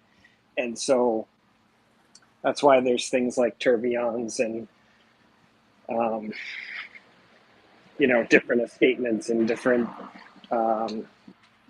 types of movements to engage in constant force escapements, etc., that keep the better timekeeping. So the reason I think that RM is in that same vein is that if you look at their watches, they're trying to keep elite timekeeping despite an activity or a sport or whatever is going on for the wearer. And I think that is demonstrating a high level beyond just the actual, if you create a watch that sits on a desk and isn't worn in an active manner at all, that's a different type of watchmaking, right? That's like more of the just normal horology. I don't know. I think that it's harder to do what RM is doing, and that's why I think Rolex has an exacting standard, and they make workhorse movements, and so there is a high level of horology in the something like a Daytona, which is a very robust movement despite being a chronograph, which technically can't take that kind of abuse. But I think a lot of times people just look at certain factors when they look at horology, but there's different levels to it. Definitely different levels. I tend to think of 4 or 5 things when I think of the vectors upon which high horology can be judged. So you mentioned a couple of them, like engineering and technology for accuracy, right? Tourbillons, escapements, etc. There's also engineering for reliability, robustness, shockproof, durability, those kinds of things. There's also case materials, innovation in case materials that can be carbon or ceramic or whatever. Then you also have the manufacturing of the design and manufacturing of the movements themselves. So how much is a machine made versus hand created? Like, are the parts handmade? And then the next part of that is finishing. So what level of finishing is done, and to what degree on the movement and the watch itself? You know, the perlage, the anglage, all of that stuff that Higgins and all you watch nerds know about. You know, the actual hand polishing of the movements and all the individual parts and the engraving of all that stuff. So it's a lot of those things, and a combination of and a lot of those things can overlap too. You can have a Patek Philippe with lots of complications and engineering and functionality and a lot of complications, as well as high level of finishing and handmade assembly, etc. And you can have some that just have one or two of the other. So it's the more that you have, the more high up on the high horology scale you get. You can finally get to like George Daniels or whatever, where it's super accurate and super handmade and super highly finished and super decorative, and the dial is hand carved or whatever. I love beautiful hand engraving, especially on the balance cock. I bet you like hands all over the cock. Mike Callen's in the chat. Matt Callen's new to the channel. Make sure you're subscribed, Mike. Thank you for the kind words. He says much. He says, I love this channel, I believe, and something like that. Let me see what he said here. I missed the chat. Oh, love this channel. I have on my Rolex Royale 53. So that's a 1953, really? Cool. Awesome. Make sure you subscribe to me also on Instagram. That you follow me on Instagram. It's The Original OC. It is in, if you look at it, it's right there by my handle there. See, OC, at The Original OC, the.original.oc. Follow me on Instagram. Follow everybody on Instagram. You can find Boston Collector. You can find Brian the Pipe. He goes as Watch It's Brian. Evan, I don't know if you want to reveal your Instagram or not. I'll hold off for now. You guys can find me on the streams and in the chat. Yeah. So, yeah, great panel here. Thank you for the kind words. Make sure you're subscribed. Make sure you have the notifications enabled to all so you know whenever we go live. Still almost 80 people watching this nonsense. We're approaching 3 hours on the Original OC channel. And in terms of likes, we are at amazing 81 likes. Pretty incredible. My voice is giving out. I do need to take a break to take a drink. So I'm going to replace myself on the panel with someone who's far more knowledgeable, handsome, and intelligent than I, Jonathan Quail Higgins. Welcome to the program. Wait. You're not going anywhere. Okay. I think you summed it up pretty good. You learned a lot. I learned a lot being on... I learned a lot from my co-host on the Elite Horology channel, right? Like the movement, the accuracy, the finishing, the handmade parts, all that stuff. Yeah. You always ignore what your other panelists say, so you can't say that. What do you mean? Well, you're ignoring every advice that is being given to you, and you have great fun trolling your other panel members. So I'm not gonna get any credit for your learning curve, and that is quite impressive. Oh, I just wanted to real quick before you say anything. I want to say hi to Thomas Burnett. £5 super chat. It is a good question. Would you rather buy a used Daytona, which has hyped up to $25,000, or buy a JLC, that's Jaeger Couch Duometra, used for the same price, used pre-owned for the same price, but has lost $10,000 to $15,000 in value? Hype versus horology. Does anybody? We'll go rapid fire around the panel. I'll take the Daytona. Brian? Screw the Daytona. Okay. He says JLC. Evan, Daytona or JLC? Probably Daytona. Daytona. Boston? I'll go with horology and Daytona, please. Horology and Daytona. And then Higgins? I'll go for Daytona? horology and JLC. Okay. So it's a 3-2 vote.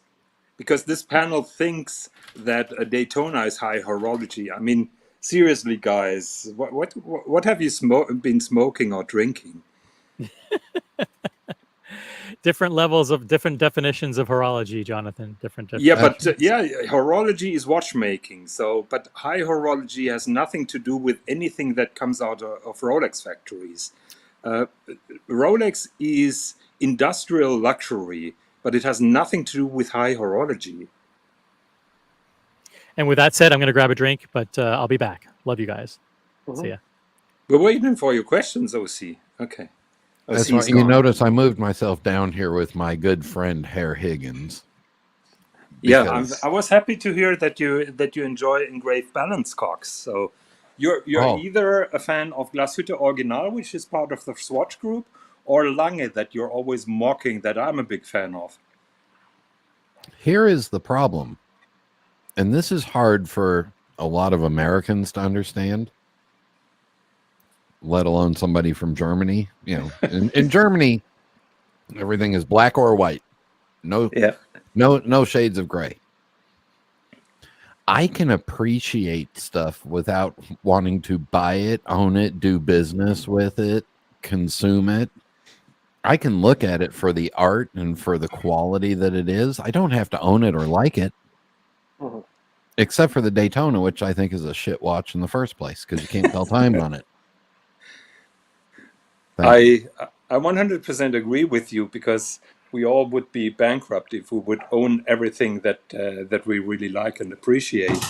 I was just having a little jab on you because you were mocking on my Langes, but Germans don't have humor, so I failed with that attempt of humor probably.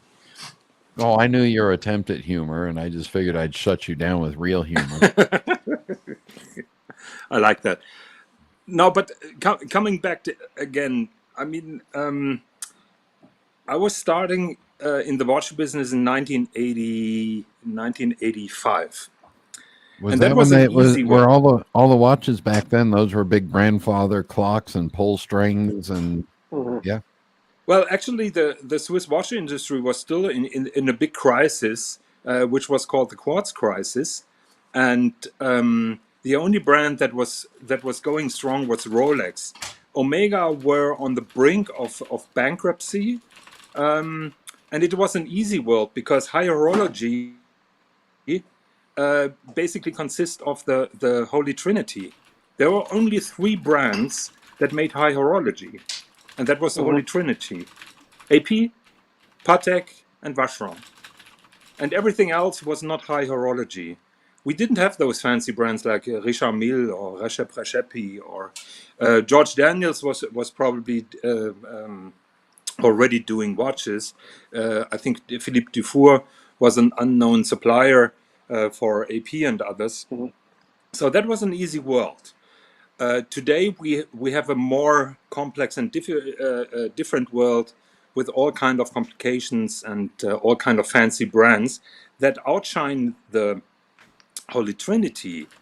And additionally, that is just my personal opinion, the new movements from AP that they introduced in the last couple of years have nothing to do with high horology. Those are computer-aided, designed industrial products that don't require a lot of craftsmanship or handwork. They're easy to assemble and disassemble, and that's it. So in my opinion, AP lost that spot when we're talking about Holy Trinity or high horology, with the exception, of course, of those super fancy movements that they do in the Code 1159 or anything.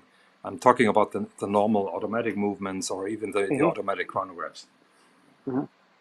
So that is my take on the topic. But guys, please don't talk about high horology when we are talking about Rolex and others. There is an interesting statistics that OC and we discussed in several shows. I think it's on Watches by 6, and they made a very interesting article. So they analyzed the annual output of each watch brand, and compared it with the amount of watchmakers that are working for those brands.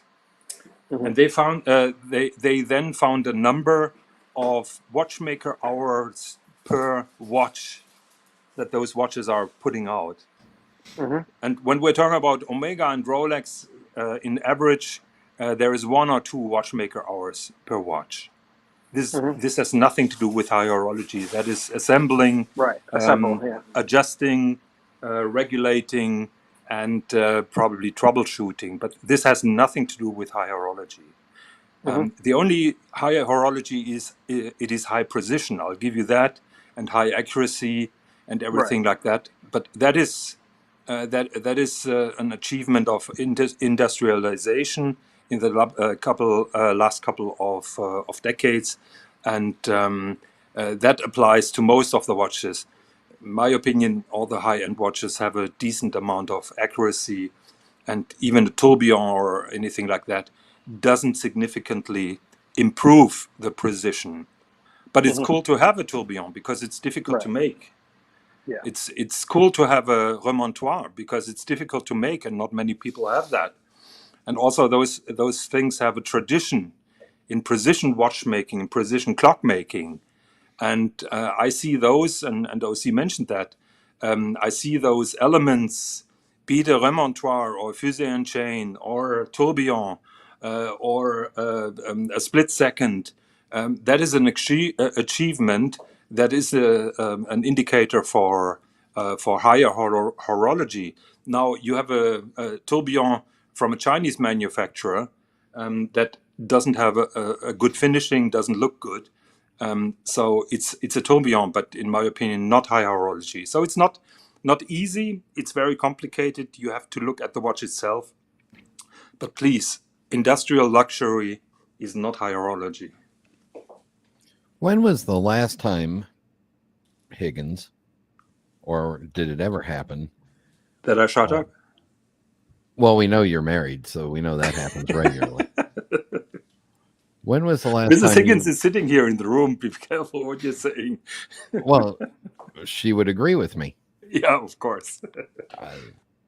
When was the last time you read an article on Hodinkee and found something interesting or learned something new in that article?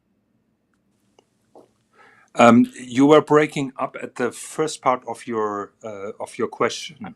When was the first or only time that you read an article on Hodinkee and found something interesting in the article, or you learned something from the article? I learned a lot from Jack Forster. I asked that question before, and I sincerely hope that Jack Forster will return to Hodinkee. I think he's head of watch journalism at 1916 at the moment. But I sincerely hope that he's coming back. But I'm hearing that he has quite an ego, so it may be difficult. But I learned a lot from him. Actually, I was super mad when he started, because he was only writing about watches over $150,000, and I called him an elitist. Things that people are calling me now. So I was annoyed because I said, "Can you please also write your beautiful articles about watches that normal people are able to afford?" And of course, he didn't reply to that shit.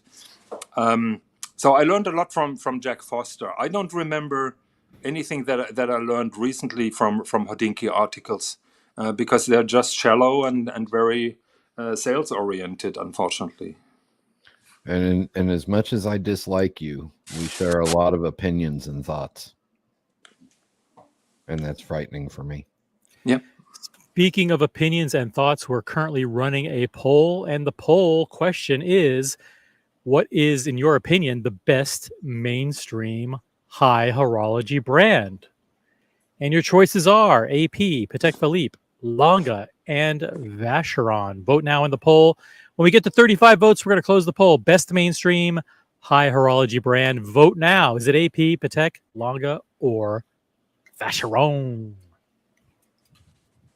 And now that we have a whole bunch of people who voted already, let's go round robin on the panel. Those are your 4 choices.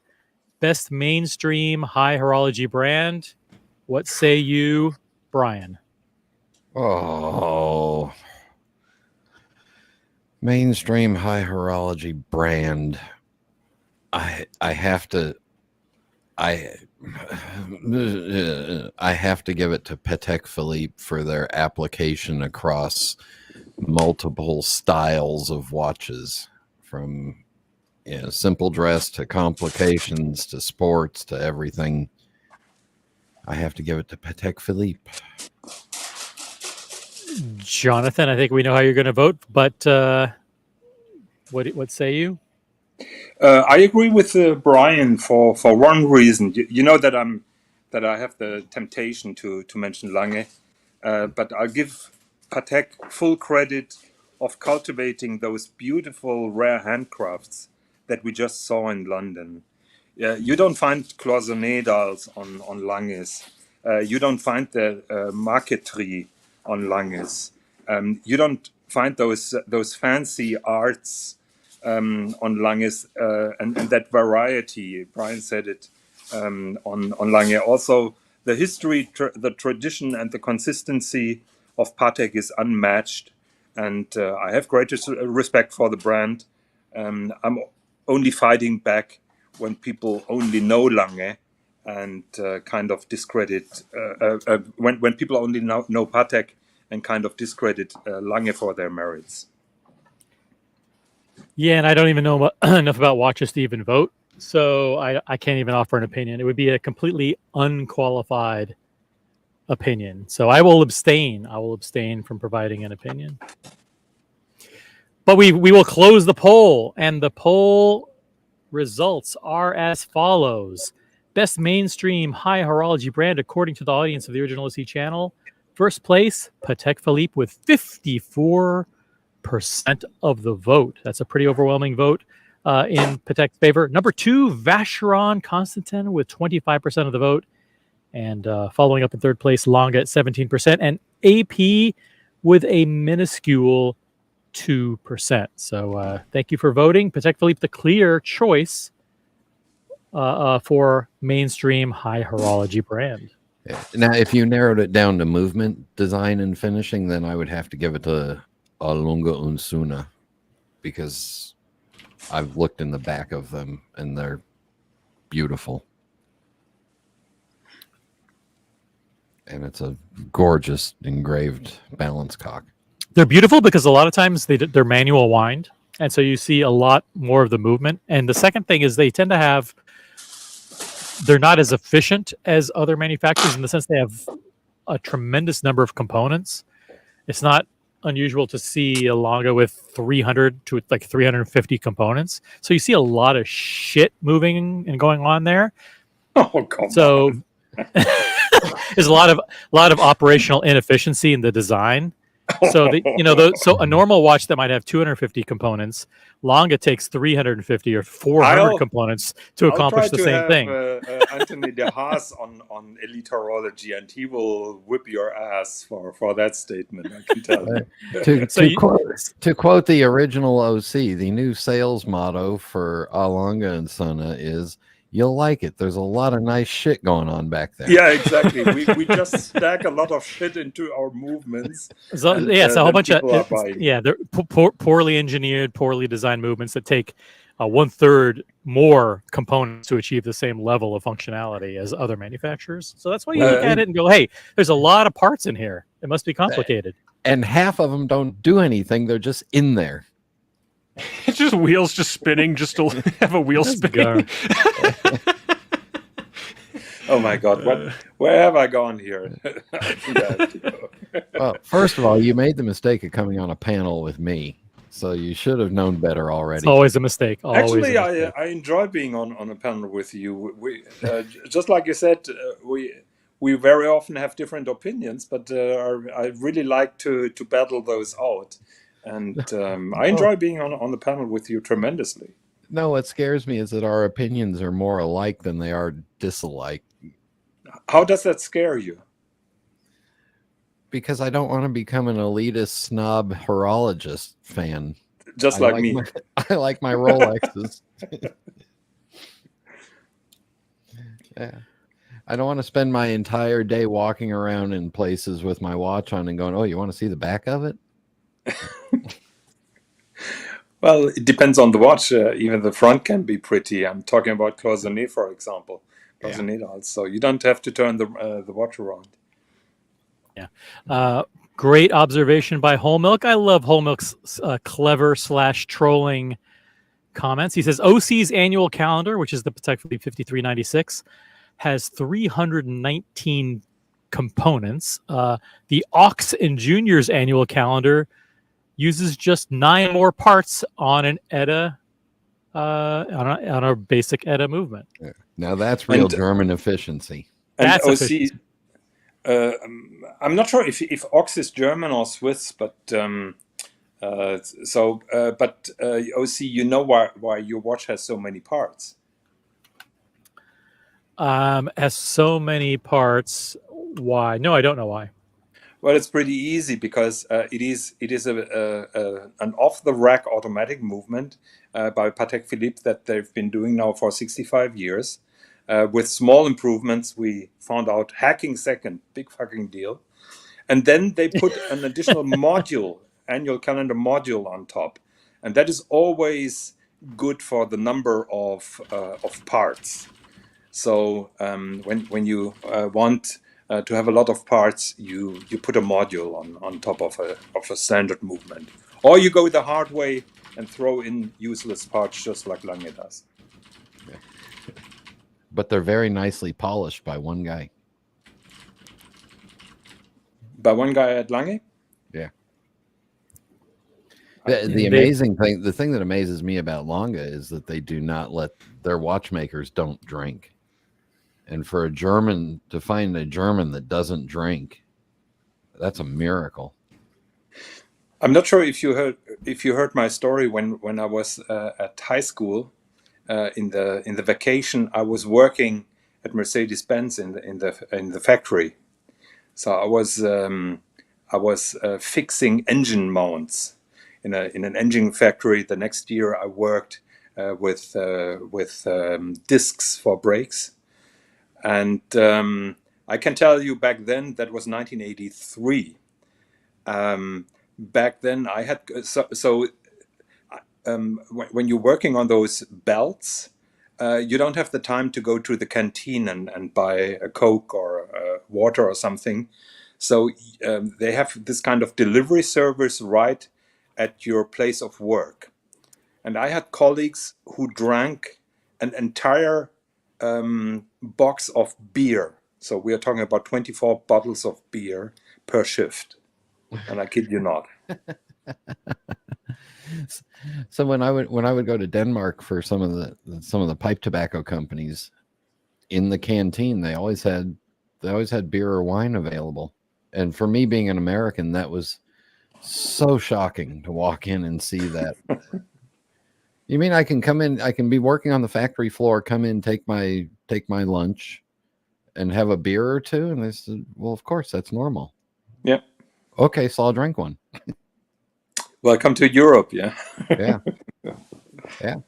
Maybe that's the secret why our products are so good. You never know. Or in Northern Europe, where they've perfected the breakfast liqueurs to clear your breath and your head from the night before.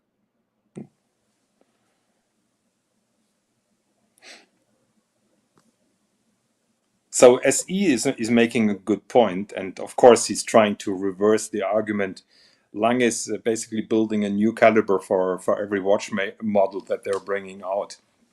Exceptions apply, and that is highly inefficient, but it's so good versus having only a couple of standard movements that are in Patek, and that differentiates. That is, in my opinion, a big differentiating factor between Lange and Patek. And I've said it before, and I'll say it again. Every watch company needs to go and look at what Lange does with their pin buckle design, because the way the strap goes through their pin buckle is magnificent. It just lays perfectly flat. It doesn't put any wrist pressure on anything. It's as smooth and as elegant as any pin buckle that I've ever seen. I agree on the pin buckle, and I think every brand should have a look at the Lange 1, or Lange 1, like we call it. Because back in 1994, there was not a lot competition for Patek Philippe. And Lange as a Phoenix brand, like many people say, my opinion, it's not really a Phoenix brand, but that is another point of discussion. But when they came up with their new collection of watches, the Lange 1 was positioned at the same price like a Rolex Day-Date. And it was a tremendous success in Germany.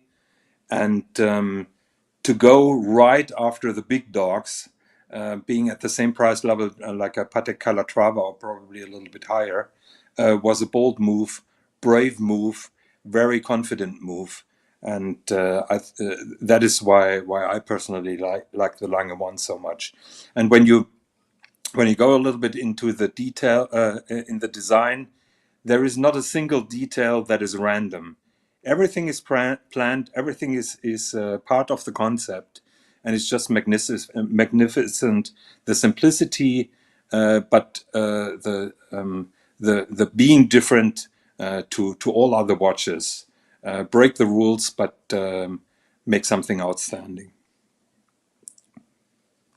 And there was a while I was chasing after a Longomatic because I like the 3/4 rotor. Oh, that is such a beautiful movement. Yeah. And here's Longa's arrogance and beauty, where they reduce the size of the rotor so that the balance cock is still exposed and you can see it easily. Yeah. As opposed to Patek, which puts that Batman-looking rotor on the back of every watch and blocks up half the movement. But don't get me started on that. Yeah, the Lange-Matic movement is, in my opinion, one of the nicest automatic movements ever created. Probably the most beautiful one. So I can get elitist with you if you'd like. I think we lost everybody. Do it. No, do it. Get elitist. We're dropping viewers. We need spice. You want some spice? Here it is. The best watch out there, Philippe Dufour. Only one reason why. Monsieur Dufour is a pipe smoker. I received a lot of flack because I think Patel Philippe asked the question. Oh, no, we lost another panel member. So Evan's in the middle of his workday. I lost my friendship to Swiss because Patel Philippe asked Recepi, or I think the proper pronunciation is Recepi, or Philippe Dufour, and I had the face to say I prefer Recepi.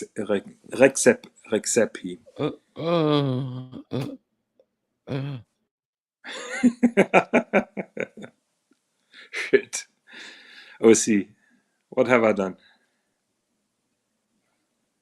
OC, how much to ban Higgins for bad mouthing Monsieur Dufour? Yeah, I think everyone should boycott this channel as a result of Jonathan's statement. Yeah. I apologize. I take that back. Some upstart Russian guy against a legendary Swiss watchmaker, please. Well, you're just mad because the Swiss don't take sides. That's why you're mad. So first of all, as far as I know, he's not Russian.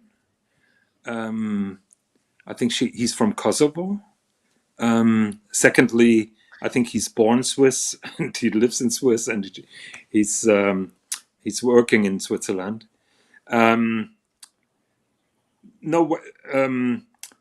What I like about Rexepi is his approach, his entire approach. I had a long discussion with his wife because she proudly told me that Rexep is now learning how to make leather straps.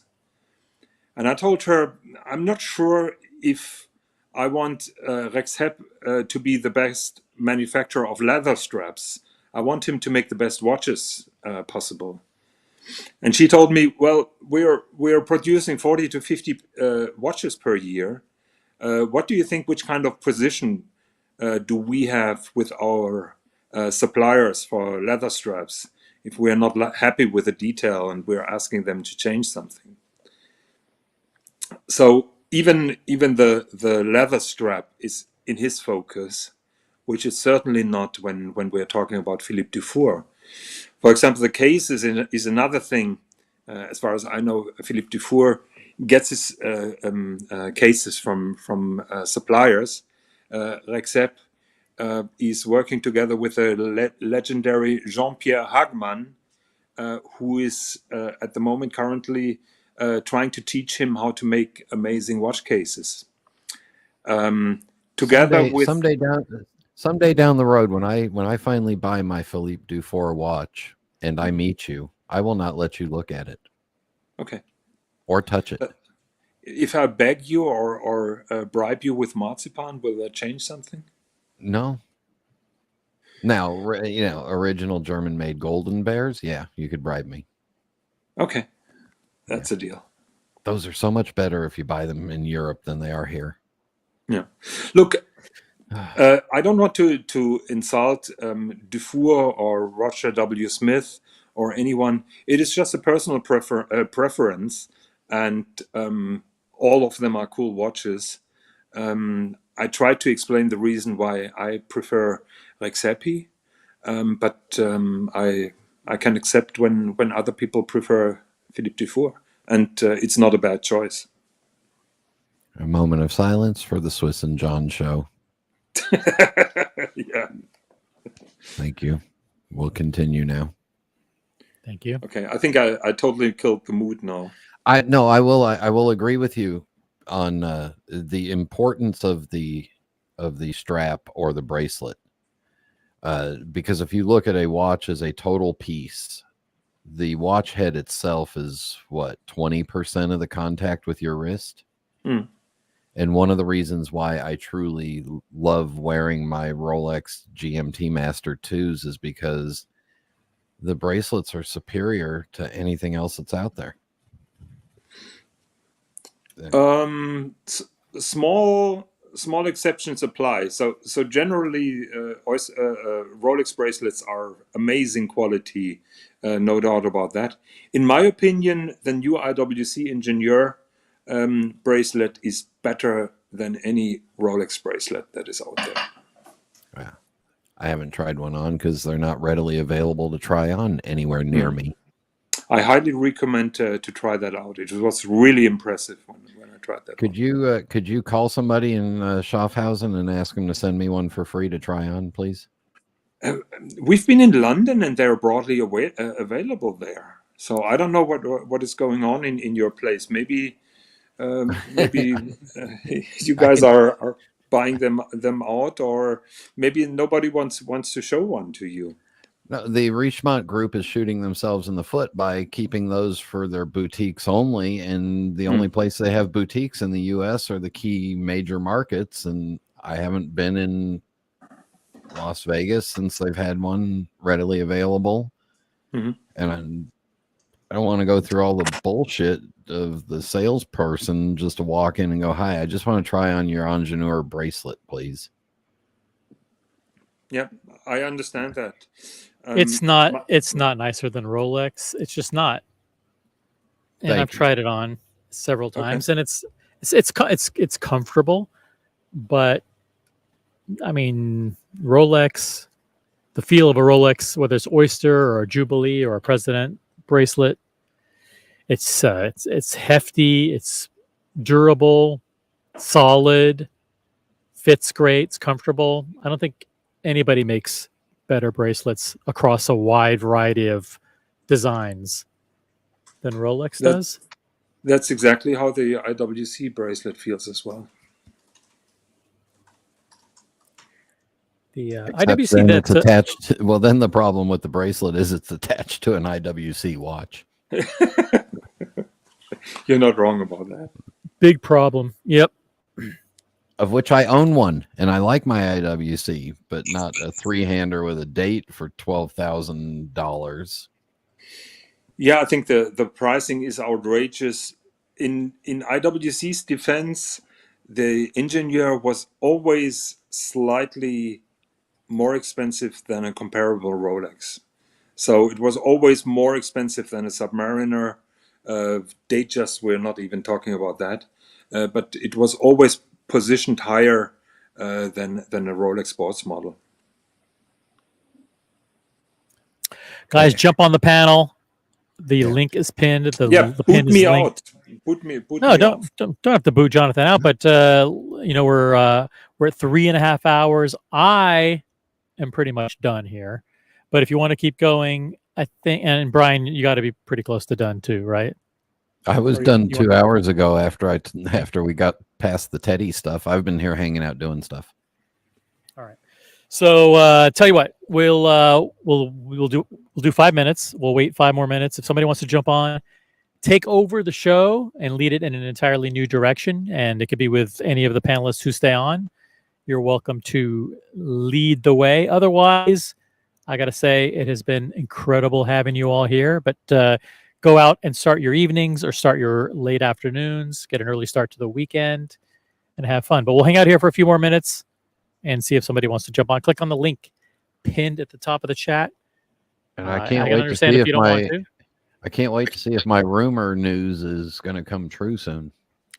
That's right. And if you didn't catch what that was, go back to the beginning of the stream and catch the revelations that Brian shared about Hodinkee and what's maybe going on with their inventory. But you broke that news 2 hours ago. So, well, that's a rumor. It's a rumor. Okay. It's a rumor that go back and watch it, check it out. It's a potentially possible really good shot rumor. Yeah. I don't know if I buy that rumor. I mean, used watches is not a problem to source. So unless Teddy Baldassar gets very good price or probably can get them on consignment or anything, I don't see the point. What is beneficial to him to have former Hodinkee inventory? It could be more than just the inventory. It could be a relationship, and it could also be a facility with watchmakers. Yep. Tell you what, let's do something very, very special. What we'll do is we'll host a special VIP after show. So that means you get to join the panel off air. So after we go off the air, you'll have the ability to hang out with the OC team. Jonathan Quail, Higgins, Brian the Pipe, and whoever comes into the chat. So I'm dropping the link now. We're going to kill the show. Click on the link in this chat, and you'll be in the VIP after party. So thanks, everybody, for watching. Hit the upvote on the... Whoa! Wait, hold on a second. Hold on. We got a... Hold on. JB in the chat, €6 super chat. Are you telling me that Jonathan's favorite watchmaker he can't pronounce? I am done. Racha cha cha pi pi pi. Yeah. I hate. Yeah, it's Retsepi or it's Rexep. I don't know what the fuck it is. But as he says, it's Recepi. He has friends in Albania, so that is how he pronounces it, and I'll give him the authority in that pronunciation. I've been exposed as the charlatan that I am. I apologize, and not sure if I can move on in those watch circles or if I'm done now. He is a charlatan. By the way, join the after show. Click on the link that says StreamYard.com. Join the after show. We're going to kill the show. Guys, thanks so much for watching. 3.5 hours. Make sure you're subscribed. Like the stream. We'll catch you next time on the Original OC channel. I want to thank everybody who's been on.